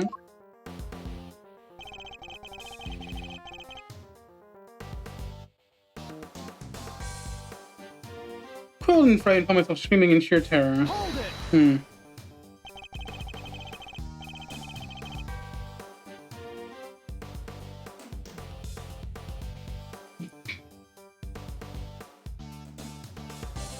Hey, I'm back. Oh yeah.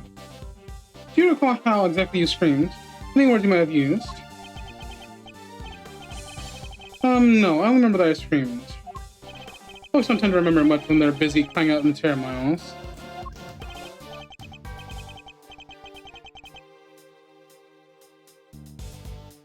So yes, I screamed. That's like all I remember. He dressed himself as an innocent bystander. Nothing can be further from the truth. Given what he is, things can have happened as he claims. Not just in his testimony is clear as day. Just to present the evidence that proves that.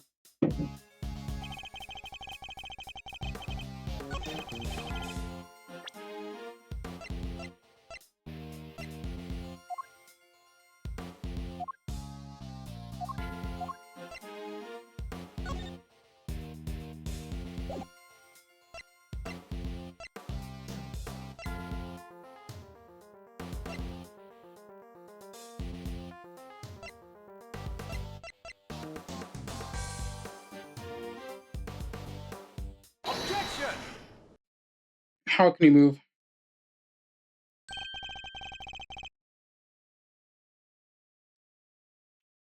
Not these pathetic lies, Mr. Sawhit. I'm afraid you rather will say what you are. So what if I am? I know precisely what I am. I'm a former newspaper salesman pretending to be a pet stylist.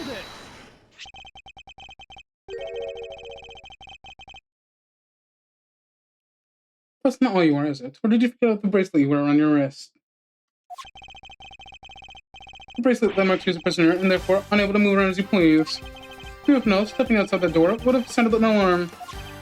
Well, that's... Well, there's no way you could have looked into the other workshop without leaving the room you're in. Yeah. Ooh, wait, so how's you done, Andrew? Does it mean you thought I couldn't have found the body then? Good question, Kay.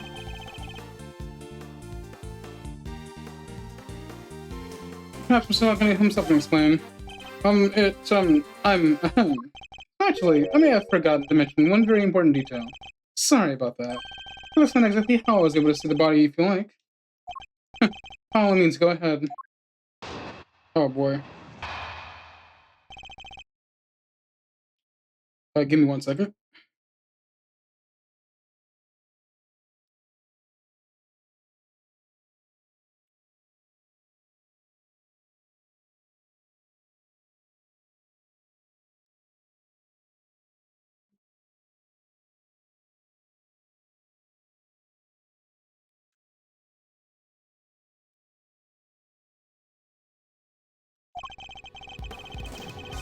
Putting the body, see how you... Okay, let's see how wrong you are. That's for sure.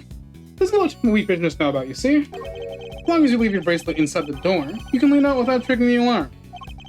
So I was able to peek through the window into the workshop next door. And... you are able to get a look from that far?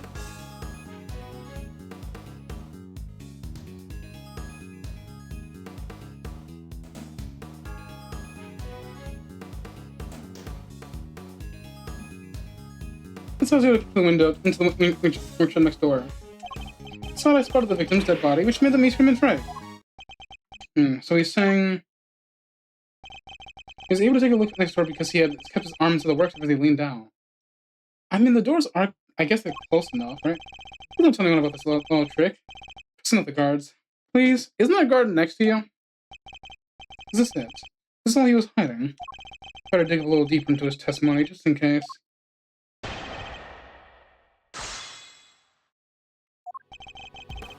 Hold it! Tell me something more about this trick, Mr. Sawhit. Of course, it's really simple, really. Hold it!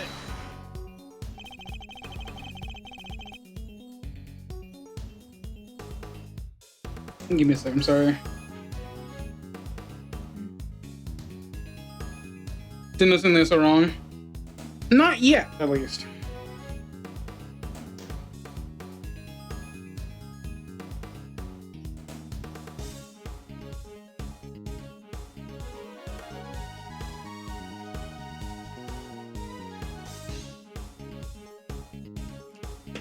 Suppose this allows you to enjoy a little taste of freedom.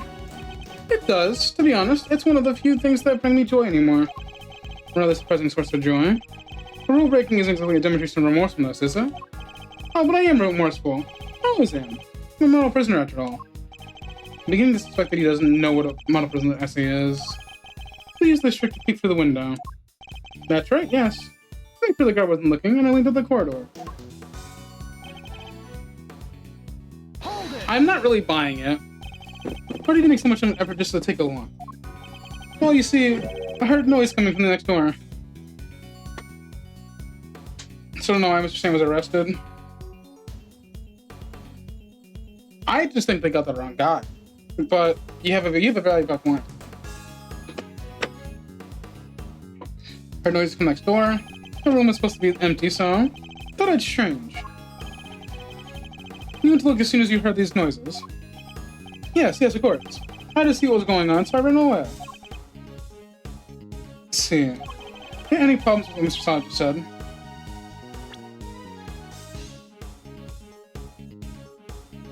If you heard noises, wouldn't you have seen who did it? Maybe you looked into the next room as soon as you heard some noise. If that's the case, you must have seen more than just a dead body. Because the person who made the noise should have been there too. That's, you got him quaking in his boots, Mr. Edgeworth. Mr. Sawhit, tell us what you saw. You do, of course, have the right to remain silent, but it will do little to dispel the notion that you were somehow involved in this crime. Sorry. I did see something else, but it's too insane for you to believe. I really thought I might have dreamt it. That's why I wasn't sure if I should mention it. Just tell us what you saw. Alright. It was the dog. What I saw is this stuff in nightmares. That huge black dog had sunk his terrible teeth into the victim's throat. What did you just say? It was hellish. Utterly hellish. That beast, that awful beast, he killed him. Ugh. Suddenly I don't feel so good. Jeepers creepers, that's awful. Talk about traumatizing. It was dreadful, horrible. Now you know why I couldn't help but scream. See, the worst part is, when we saw the beginning, the dog had blood on his mouth. So there's a hint of truth to what he's saying, at minimum. Now you know why I couldn't help but scream. There's a man-eating dog in the prison's animal population, is there? And that really is everything, I promise. You believe me, don't you? For now. This one seems too far-fetched to lie, even for you. I'd like to append what you just said to toast your testimony if you don't mind. Very well. Hold it! How much do you remember about the man you saw? I remember everything. Let's see. He had blonde hair, and his neck was covered in blood because it was dead, yes. We know that, Mrs. Sawhit. Thank you very much. Just telling you what I saw. Thought you attorneys were obsessed with the little details. There's something serious venom behind those words. Something tells me he has not had the best experience with defense news in the past. Yeah, I wonder. Saw that black dog. Mouth planted in the man's throat. Hold it! You sure this black dog was biting the victim's throat? Yes. There's blood everywhere.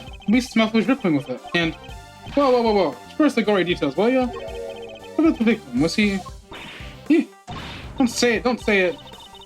Do you really need to ask him that, Mr. Edgeworth? Okay, what was that punch for? I'm on your side here. He wasn't moving at all. He was just lying there. Meaning he was already dead. There's so much blood just oozing from his neck. Well, he's dead at the door now, I'm sure of that. Not even touch of the finger. Just lifeless. Enough already. Why to go into every detail like that? To give you nice and accurate testimony. That is what you want, isn't it? Shall I add what I've said to my testimony, Mr. Edgeworth? Please do. It was awful, I tell you. Terrible.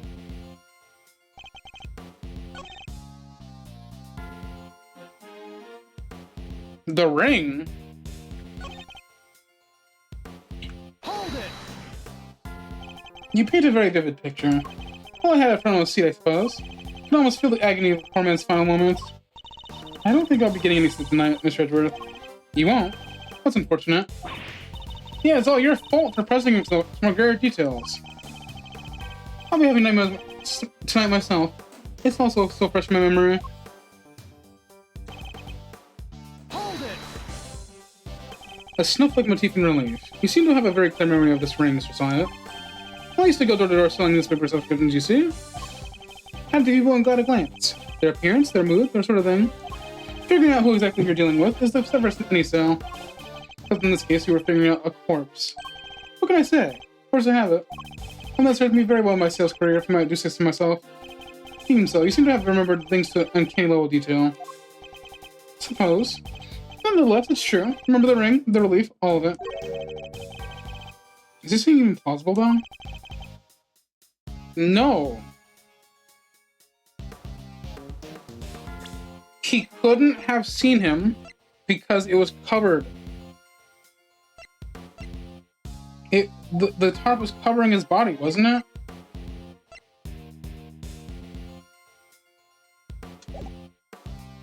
The victim's body as we found it. Yeah, it's covered. You wouldn't have seen it.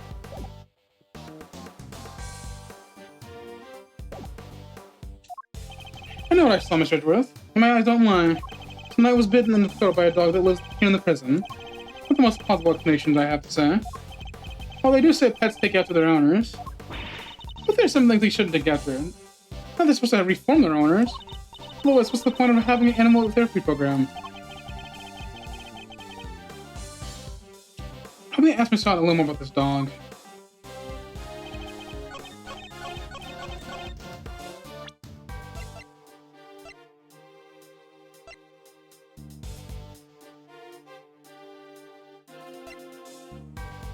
I would say it's the tarp, wouldn't it? Objection! It's not the tarp.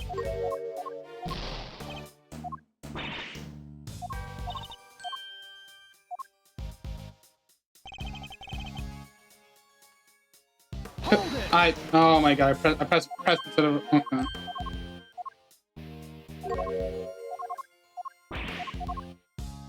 At least it's fast.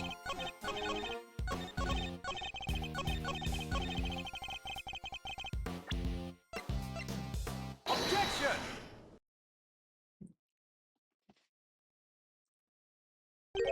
A ring with a snowflake relief. Yes, I saw it clear as day. Discarded in such fine detail. Interesting. Your testimony is certainly very accurate. In fact, I'd say it's a little too accurate. And? From being too accurate. I mean this. You testified having seen a ring with a snowflake design on it. And while the victim did indeed have a ring on his finger, see, exactly as I said, there's no way you could have seen it. Take a look at this photograph. As you can see, the victim's right hand was covered by a tarp. It would have been impossible for you to have seen his ring, let alone the design was on it. Unless, that is, you push the body and remove the sheet. You told us earlier you took only a look through the window and door. You seem to have seen quite a lot from just a vantage location, Mr. Sawhit. What do you think you are, huh? Just a big shot, act like you know it all? I mean, I saw what I saw, I swear. Well, I take a look at this game because we didn't take a photograph of the crime scene. I mean, no, but we did have Edgeworth. I mean, we did have gumshoe to take a picture of the body as we found it. I mean, I saw it, I swear. Oh, I know. Man's arm must have moved another tap after I peeked in. Objection! Nonsense. You already told us that he can't have been in the case. He's already dead. You said that yourself that the victim was already dead. And dead men don't move, do they? Oh, wait. Is that the scent of... Dude, is a desperation I smell? What are you hiding, Mr. Sawhit? Tell us. Just the killer put the sheet on him? Maybe. Like, Mr. Sawhit definitely probably saw the killer. And for the sake of his own safety, he's refusing to tell us. Yeah. No, You're wrong. I know what I saw.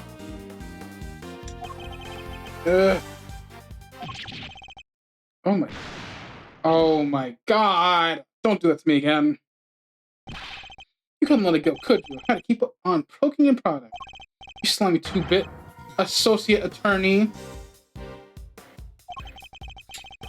Since the room Mr. Sawhit has finally revealed himself.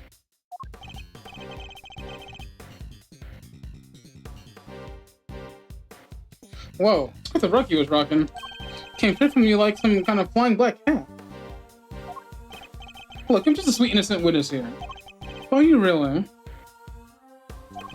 I must say, I have doubts. Very serious doubts. What's that supposed to mean? You saw something that should have been impossible to see from the outside of the workshop. So how did you do it? That's simple. Mr. Sawhit, this is where you were standing when you saw the body.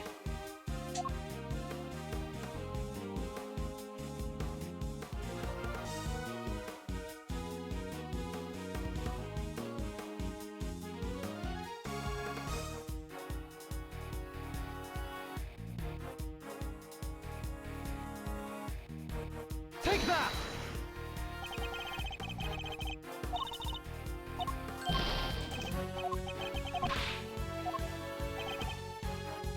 Is it not the workshop? Take that! Oh, am I clicking the wrong one? Is that what's going on here? I thought A was where the mirror was.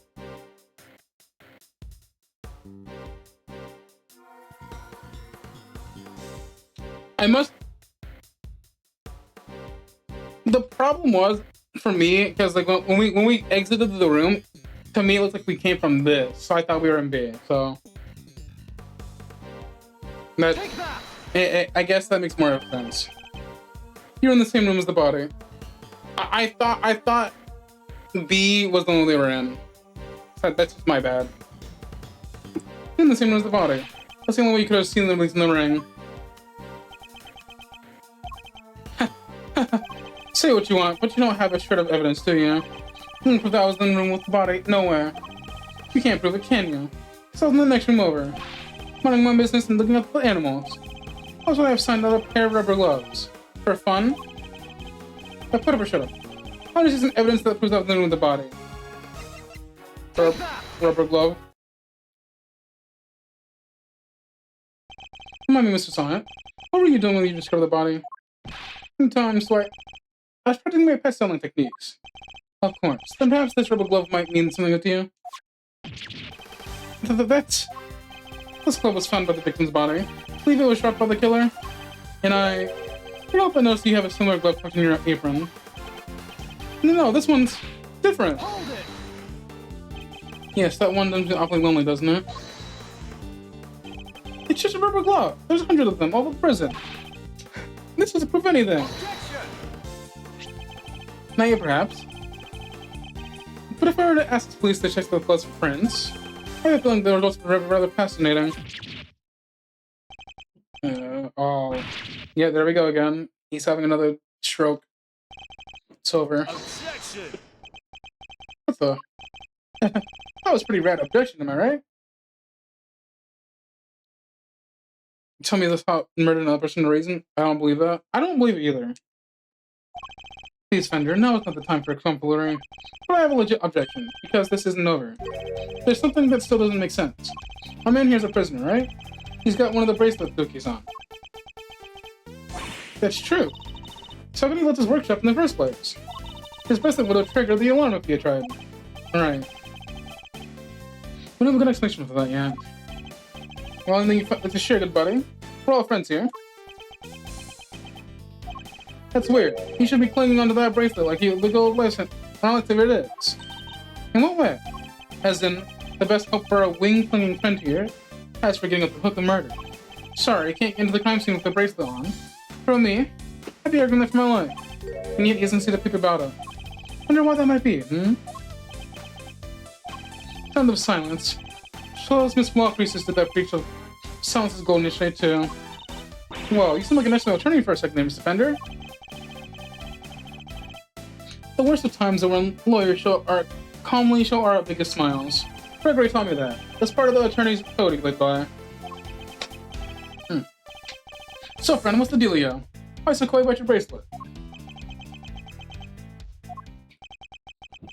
Oh, shit. I'll tell you the truth, it's broken. Broken? I fell over a little while back, you see, and hit it on the floor. After that, it didn't seem to sew the stitches off anymore. I told the guards about it, I know, but it was awfully convenient. I see, so your bracelet is broken. Do they really break the easily? If so, this prison has serious security problems.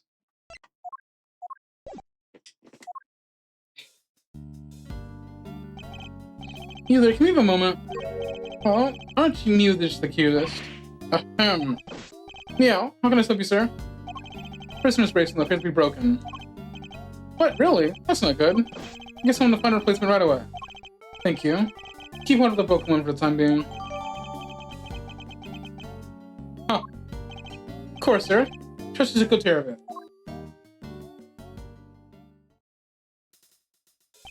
Sweet, bracelet sorted. Now to turn a murderer in, yeah? What? No, I didn't kill anybody. Oh there, Palio. You were the one who said your bracelet was out of the commission. Or were there other inmates really roaming in the halls while everyone else was busy watching the show? No, I just found the body. That's all I promise. When I did, the enormous dog still had his mouth wrapped in the poor man's neck. I only went into the workshop after the beast had left. And why did you go in? Well, oh, fine. I'm gonna go through his pocket, okay? He's gonna rob the corpse. That explains why he remembers the night's ring so much detail. Hey, why are you looking at me like that? I'm a great thief. I never stooped low to steal it from a... I didn't steal anything either. Showing just after I entered the room. And all the inmates came trickling downstairs right after. I panicked, rushing back to the other workshop. And started my fake screaming. And dropped the glove in your haste, huh? I guess it all just hangs out together. Anything so funky do, Miles? Other than whether Sawhit is the one who did it, I'd say one very significant question still remains. Question of how Knight made it to the prison proper from his holding cell in the detention center. Ooh, yeah, that one's a doozy. I also can't help but wonder about another key feature of Mr. Sawhit's testimony. That dog's involvement can only mean one thing. Mr. Sawhit? Yes? What is it? Were you the only prisoner who didn't go watch the show? Well, no. There was one other who didn't. Am I right in thinking that this person couldn't have watched the show? Even if he wanted to? Yes. How did you... I knew it. I had my suspicions when we first went to that black dog yesterday, but this confirms it. For a criminal that dangerous in a place like this is unbelievable, but... Where's this person's cell? You're going to see... him. Who are we talking about here? Him! He's not like other prisoners, you know? He's special. He gets treated like royalty. But you didn't hear that from me. All I'll say is, if you value your life, you'll stay well away from him. What? Will you please start trying to scare us all the time? The big cheese, huh? Well, I for one definitely value my life, so that sucks. They keep him at maximum security. Which is over there. His name is him? Yes, it is. Timothy. His name is Timothy. Maximum security. Well, that's certainly one way of treating someone differently. Alright, quit being so mysterious and tell us who he is already. Let's just say he's highly skilled when it comes to people's lives. Better than new one, in fact. And it's unprepared to say on the subject. In fact, I've already said too much. A murderer, huh? Well, who have we seen in Ace Attorney who is good at murdering besides a good old Shelley the Killer? Maximum security. Well, look at me only murdered one person. Gala only murdered one person. Pretty much most cases is just only one murderer though. One person murderer. I'm telling you right now, it's someone new. Fair enough. Oh, Milesy, anything you care to share? Or are you going to leave K9 to the director too? Mr. Raymond in maximum security. Is an old acquaintance. Let's go pay him a visit. I suspect we'll find our dark K9 friend there too. I have the doors open now.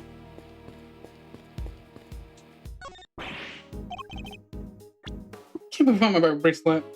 I was expecting to show a little more remorse. Huh? Oh, well, of course. I'm very remorseful, yes. Anyway, shouldn't you be on the way to mission security? Word of warning, should be in your best behavior from now on. Of course. I won't be slipping on the line again. I need a reminder from us of you. I also consider using your best words too, Mr. Sawhit.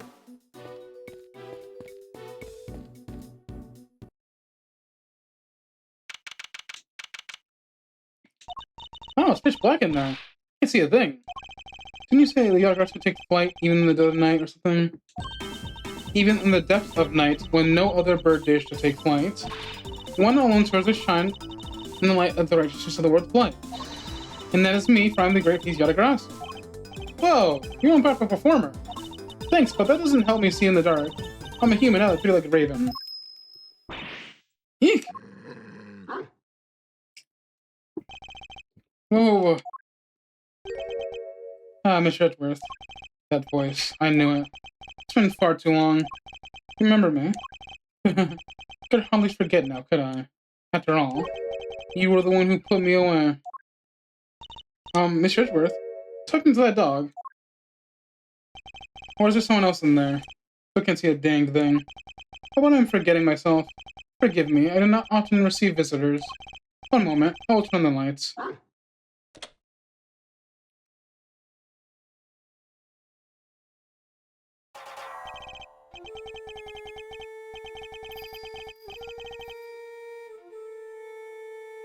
So you're blind. You're a Buddhist in nature. You got that schoolboard dome.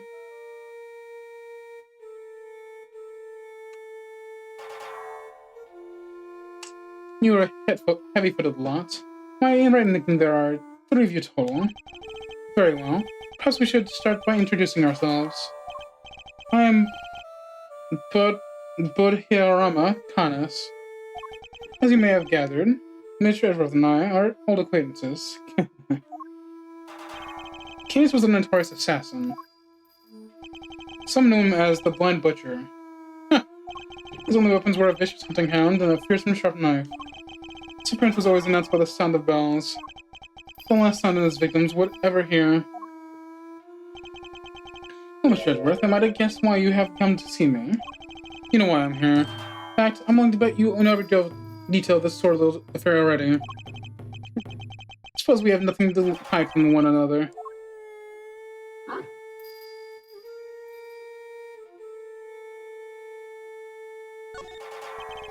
Your faithful canine is currently under the chief suspect in a murder investigation. The person who found the body saw a dog with his mouth around his victim's throat. The witness is mistaken. Helen, much is a gentle soul. He is my eyes, nothing more. It's absurd that he would think do such a thing, isn't it, boy? Yes it is. You're a good boy, aren't you? Helen is more than a mere eye-seeing dog, and he's certainly no good boy. He's also a trained killer. Weapon once used in this man's sword trade. This one's of yours, he is trustworthy, I assume? Yeah. Saw as anything but trustworthy. He's still very much a suspect himself. Can hardly claim his testimony is beyond reproach. I know then, I've thought as much. Yes, I did, Helmut. Yes. Figures that he already knew who our witness is. What were you doing between 8 and 10 a.m. yesterday morning, Canis? During the show, you mean? I was here, escorted by those humble surroundings. I have developed a passion for wood carving, you see. No exception, even. I was engrossed in it all morning. And you haven't paid attention to games, hobby. Can't believe someone would actually let you. A chess set, huh? Interesting. The warden and I have a understanding. An understanding? That's ridiculous. This man shouldn't be allowed to have one, let alone 5 chisels. Nothing but lethal weapons in his hands. I was carving Buddhist pieces at first, but by this 124th, my interest had gone beyond the wane. Whoa, it must have taken forever. Time is all I have, child. In any case, my focus is now shifted to pieces, such as these. So, if this is a primarily Japanese game, how come the pieces aren't like shogi or even Othello?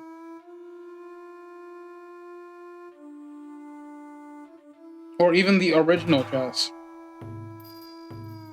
I know you play chess. You play too, do you not, Prosecutor? Perhaps one day you might indulge me. I thought you found my game rather rudimentary. Maybe we should talk about what that piece is. Bro, that's the king. It can move 3 times. Haven't you seen it before? Put 1 for each head. It can move 3 times.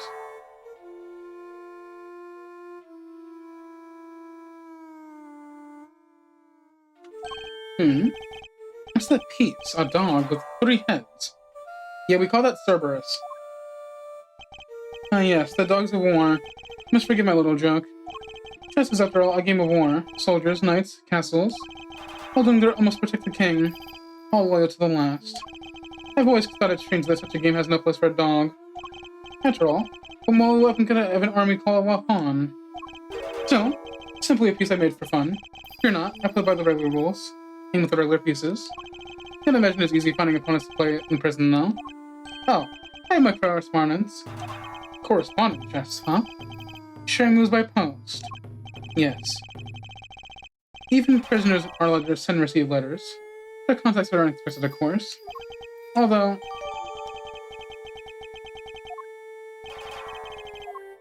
Please let me move. Although, I have yet to receive details of my current opponent's next move. Sounds like his current opponent isn't resident here. Suppose you know the identity of the deceased, Mr. Canis. His name was Bronco Knight, was it not? Poor unfortunate soul. You keep your ear to the ground. My ears are all I have, Mr. Edgeworth. Why am I not surprised that he's plugged into the prison's information network? Perhaps he's not so unfortunate after all. What do you mean? Mission crime was a grave one. A crime for which he would have been made to pay dearly anyway. The attempted assassination of a president. That is no small matter. Attempted assassination? Wait a second. That's not right.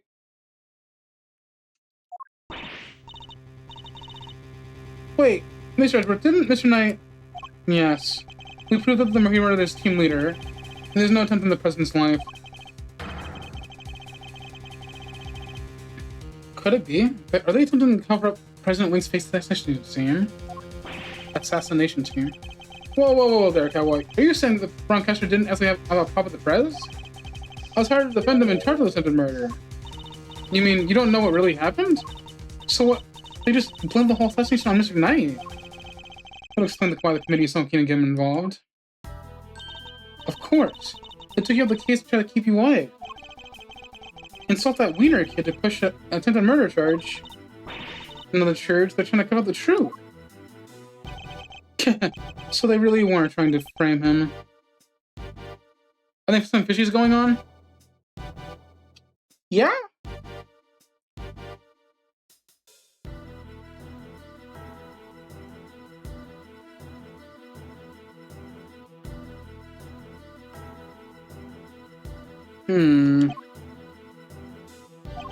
According to the guards, this night, was it?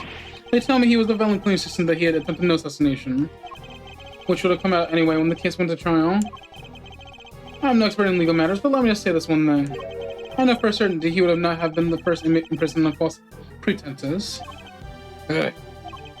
An uncomfortable fact, but a fact nonetheless. Yes, somewhat. Yes, it is. Yes. The courtroom is not always the bastion of truth you believe to be, Mr. Edgeworth. No, bastion of truth, huh? That's an to that defective bar. Yes, from a certain Interpol agent who doesn't have much faith in prosecutors.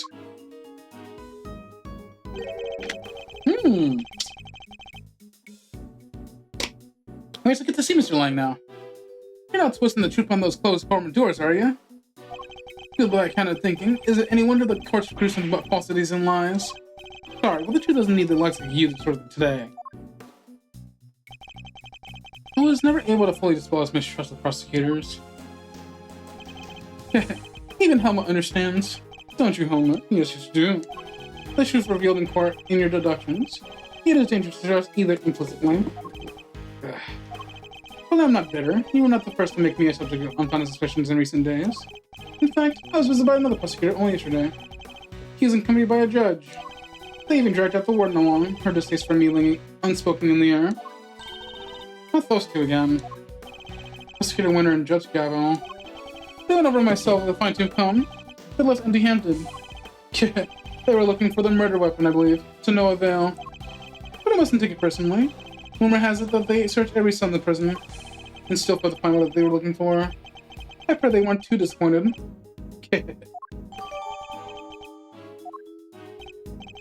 Well, that posed more questions than it answered. What do we do now? Sawhit's testimony was flimsy at best.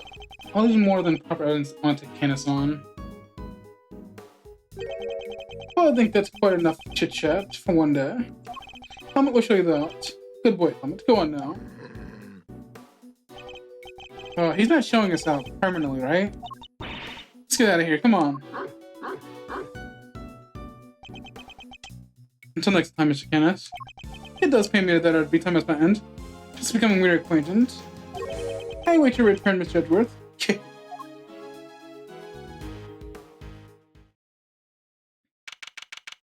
Get off the monkey post. Now the other evidence I need to bolster my case. Hey, Mr. Edgeworth? What's the best connection you can find? It's alright, Kay. You can come down now.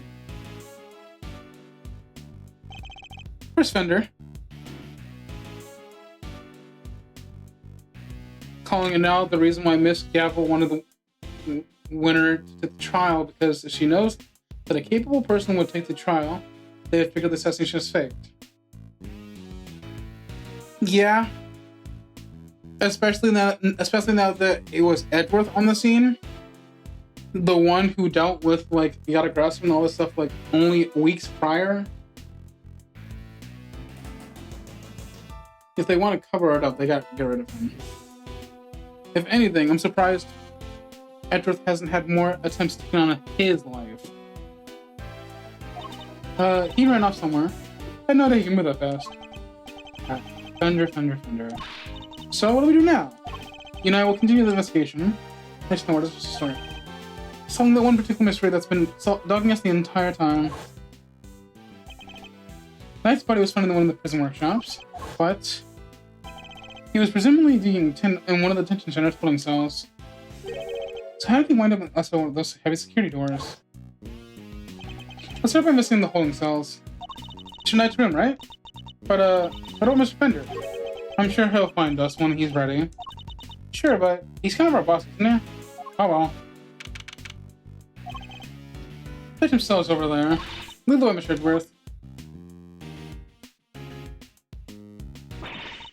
I just about had it. Who's that? Warden Lagarde. She must have come from the quarter mentioned our entry.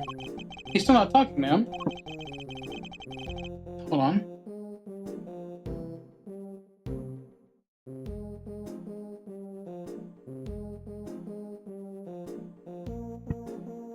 Even with aliens he brought from the present. No, and I've tried so many times, I've lost count. What am I supposed to do? Can't send in a blank reports. Guess a killer for hire is always going to be a tough nut to crack.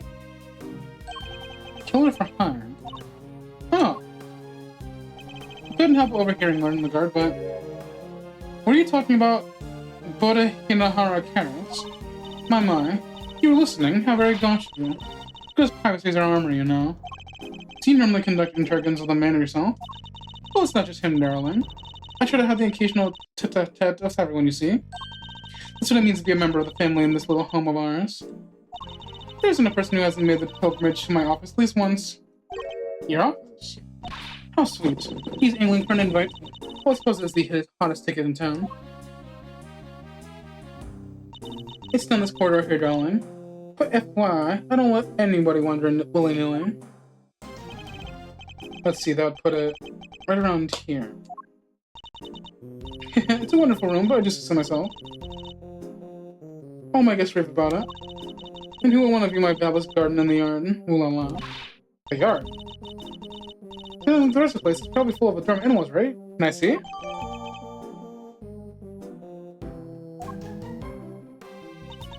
Oh, darling, it's so sweet of you to take interest, but I'm afraid that's just not possible.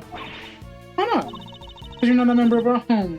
If you want to see it that badly, you'll have to get convicted of something unspeakable. That's a rather steep price to pay. Oh, but just listen to me. Shouting away like this, no tomorrow. It's time for Allie's lunchy brunch. The poor demon will be dying. Allie, the sweetest little dear in all the world. I know I shouldn't have favorites, but you know how it is. Now to the yard with me. Ciao for now, darlings. I wanted to ask her more about Candace, but she dominated that conversation from the start to finish. Let's convince this victim self, shall we?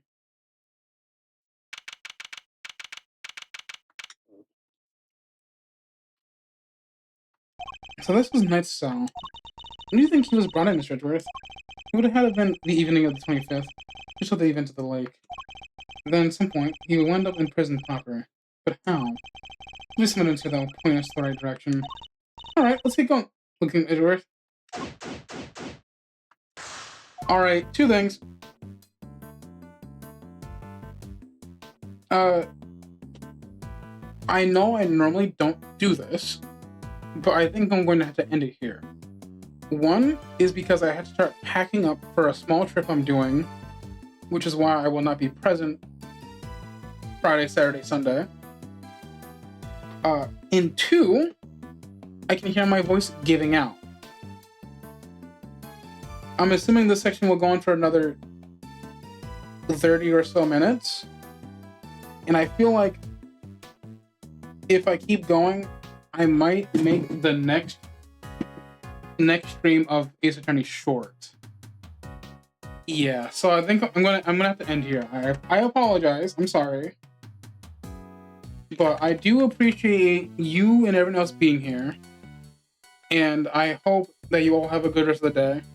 If you stream sometime, like early Friday or even like any throughout the week, I will try to show up and say at least hi. But yes, thank you everyone for being here, and I hope you all have a good day. See you next time. Peace, tata, and have a good one.